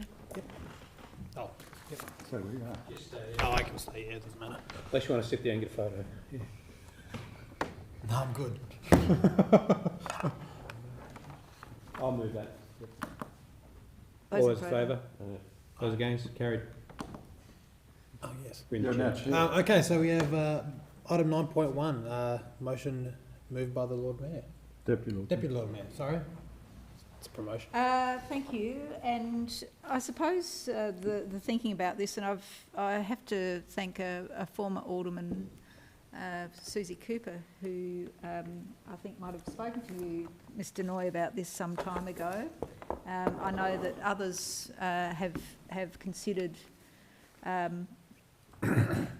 where we as a council could facilitate or help with identifying where there can be a densification in particular areas, whether it be a granny flat, whether it might be an extension of a house which could be modified later to become a stratum titled property, so that there are two dwellings effectively on the one site. We've got a significant number of single detached houses as part of the Hobart housing stock, and whilst we know that there is a pattern of that development which is desirable in some areas, I think it could be quite useful that council helps with identifying where, if somebody wants to stay at a property, where they could stay and effectively age in place, or they could be looking at being part of the solution for the housing crisis that we have. So I think it's hopefully quite straightforward. I have spoken to the Institute of Architects and the Housing Industry Association, both of which are very interested in this approach, probably for somewhat different reasons, but I think it is set out quite clearly. And the idea is that possibly the report considers allocating a particular officer to help with this facilitation. And a lot of this could be done through GIS, identification of properties, and somebody with planning knowledge could be suggesting, well, this would work in this zone and certainly not in other ones. And there would be a financial return to council, so it may be that it's quite cost effective as well. Move that. So that's moved by the deputy. Any discussion about Alderman Briscoe? Oh yeah, look, I think it's probably a sensible motion. Although I know many people who do already, if they live on a big block and they want to stay in place and thinking of one way to fund their retirement or whatever, do this anyway. I am worried though that we would be looking at properties which are good curtilages and they've got heritage value. Suddenly we haven't got the lifestyle, the good life that where we could grow a few vegetables in the backyard and have a place for the children and grandchildren to play, because there is an empty space there that council has identified a house could go or a unit could go. So it has to be done very sensitively, because do we really want to end up like Melbourne and Sydney, where postage size stamped houses are built in backyards? And I think one thing about Hobart is its size, that many people, most people, live in standalone houses on a reasonable block of land, except for in the city. But Lena Valley, Mount Stewart, and so on, our suburbs are really pleasant because we have got space around them, and that's all. I'm supporting your motion, Deputy. Don't think I'm talking against it, but it's got to be done with sensitivity too. So I'm interested in the report. Note that my answer to the question,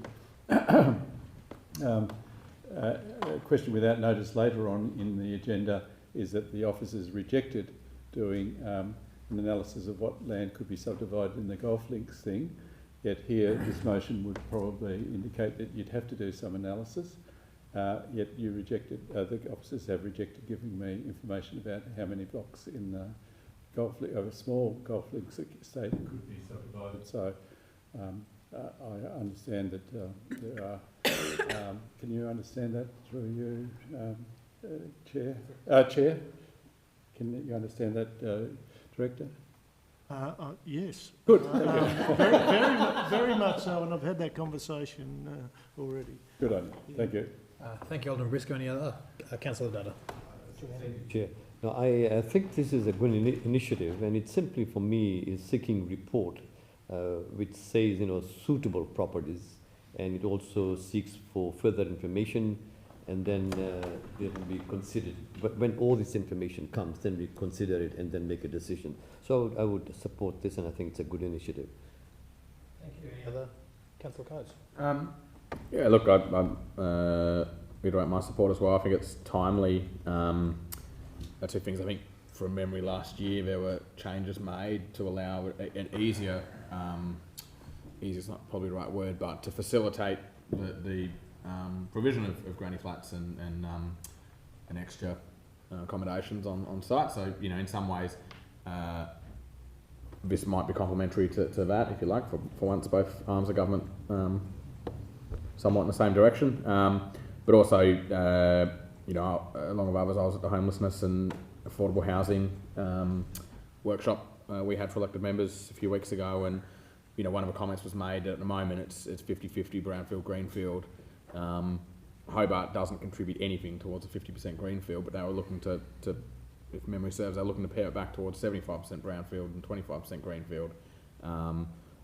Obviously, for that to happen, we need to identify a lot more brownfield because the demand is out there, and especially our younger generation, people still want to live near where they have family, near where they've grown up, near the neighbourhoods where they attend the local, facilities, sporting groups, community activities. So, look, I think it's a very timely piece of work that the council hopefully will, do some good stuff and good recommendations out of it. And I've done, or my partner and I have done homestay for probably 20 years since we got to Tasmania, or we used to do homestay with some of the uni students, and there's always a uni student or two staying with us because it's a good thing to do. And I'm sure, and I think Alderman Briscoe's been in similar situations as well. And I think there's opportunity, and the university's also pursued this at times to encourage people to have an international student staying with them, or a student, a PhD or a postgrad, whatever, staying in their house. So I think that's something that needs to be considered as well. A lot of people live in large houses, have spare rooms. How do you encourage people to, take either a boarder or a homestay type situation, into their house? So I think there's a lot of room to use a lot of the vacant rooms in Hobart, hence what Airbnb was all about when it first started, to use your spare rooms. Thanks, Councillor. Look, I commend this motion. I think it's actually quite timely. It's one that I've sort of thought about, although never acted on in the past. I would make 2 points. One, I might just suggest an addition to the mover. In part one, where we've got structural plan English explanations as to options for home modifications, planning requirements, and how to meet building codes, I might suggest that we add in the consideration of heritage precincts and heritage considerations. There has been a few times where I think there was the example in Sandy Bay of, I think it might have even been in Golf Links Estate, where somebody did a driveway fence modification, not realising that thinking there was no issue with it, then finding out he was in a heritage precinct and had all these other considerations that he didn't know about. inadvertently had done the wrong thing without realising he'd done the wrong thing. Chimney as well. And yes, yeah, and the issue with the chimney once again in the same precinct, I think. So that might be one that I'll leave it at the mercy of the mover, but it might be one that I'd consider. I'd suggest, adding into part one of the. So add after building codes and heritage considerations. Yep. Precinct, but yeah, heritage considerations, I think's an umbrella sort of term for that if you're happy with that. The only other thing is, and it's a concern that I've had for a while, that we've had times where applicants, whether they're sort of larger institutional, well-resourced applicants that have consultants and stuff that they can hire, or if it's the more sort of mum and dad level applicant that's putting in a modification or a single development, that gets advice at the early stages of a development, gets told, yeah, you'll be right, or yeah, you'll be right so long as you change this and this, and that's what that way you'll be compliant with what's with the planning scheme, and then get to the assessment stage and sort of scratch their head that the advice that they gave either didn't play out at the assessment stage, or didn't drive with, I suppose, the elected members, which is ultimately our responsibility. I don't know how that would be included in this without butchering the motion. I don't want to do that because I think it's a good motion. Might be one that I reflect on over the next week before it comes to council, but I just thought I'd put that out there that so long as we're giving advice, that if people act on that advice, they don't then scratch their heads finding out as to why things didn't go the way that they were advised it would go. That would be my only concern. And like I said, I wouldn't suggest doing anything today to change that because I don't want to change the intent of the motion.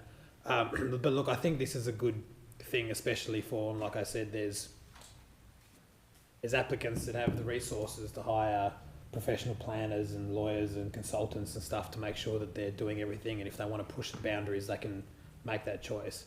But there's a lot of everyday people that are putting forward developments that don't have access to those resources, that sometimes go wrong because they didn't have the advice or they didn't have access to that advice, and it wasn't because they're trying to push the boundaries or do something crazy. It's just because they didn't realise that they were stepping wrong. So I think this is actually a really good motion. I'd be commending it. Did you have any summary? Or? No, thank you for all the comments. I'll move that. All those in favour? Aye. Aye. Against? Very good. Motion's carried unanimously. I'll hand back to the deputy. Thank you. Item 10 is responses to questions without notice. I'll move the job lot. Thank you, Alderman Briscoe. Those in favour? Aye. Those against? Items carried. Questions without notice. I just have one question. With regards to the report that we were supposed to have, when we were discussing Heights about the social and the economic impact, I'm wondering what is the status of that, and when is it likely to be submitted? Yeah, look, we've issued a consultancy, appointed consultants for that task. So we've got SGS Economics and an architectural firm that are preparing a response to a brief on those issues. So I will hopefully have something back to you by September. Oh, thank you. Thank you. Alderman Barakis. I do have one. Just through you, Chad, to the director. I've seen there's been, in some other municipalities, LPSs seem to be coming into effect. What's the current status of ours? What's the hold-up been, given that some other councils have been able to get theirs out? And what's the reason for the hold-up? I'll take that one on notice. Yep. Comprehensive response on that one. Any further questions without notice? I have the question in relation from the Lord Mayor. Can we convene a workshop? It was really the motion from the floor, but I'll put it as a question. Could a workshop be convened with elected members and the Urban Design Advisory Panel to discuss potential amendments to the planning scheme to better incorporate stronger design excellence guidelines into the scheme for city developments? Yes. Could you organise that, please? I'm happy Yes. to have a conversation with the chair of that committee. Right, thank you. And I've got a couple of questions without notice, which I'll send to you as well. Just in regard to flights over Hobart, could the director please indicate the number and whether there is any exclusion, apart from obviously the Royal Hobart Hospital helipad exclusion? Is there any limitation to flights going over the city, the built-up area of the city? Look, I'd need to take that one on notice, Chair. Is there any planes flying anymore? There are. It's not on a flight path, on a commercial flight path, but It's smaller aircraft. smaller aircraft to traverse the city. In regards to flights to the RHH helipad, could the director please indicate how many flights there have been since the K block was completed, and how many flights are for emergency and non-emergency transport? I don't have access. It rides off the hospital. I could attempt to make inquiries. Thank you. Councillor Harvey. My question is, has the report on the Mount Wellington visitation report that was completed in March 2007, is that a public document? Mount Wellington, the Wellington Park Management Trust? Or? The Mount Wellington visitation to do with traffic up the road, 2017. Are you aware of that report? 2017. Yeah. No, but I could make some inquiries. If Okay. that's, Yep. Or is that a Wellington Park report, or is it? No, the council commissioned a report on visitations up the mountain. That may be a question of the Parks Committee. Okay. Thank you. My question is then, what committee should I take it to? So, okay. All right. Out of session, I'll inform you. No further questions? All right. So I ask that we adjourn this meeting. Thank you, Alderman Briscoe. And thank you for those who've listened, and we'll now close this open meeting to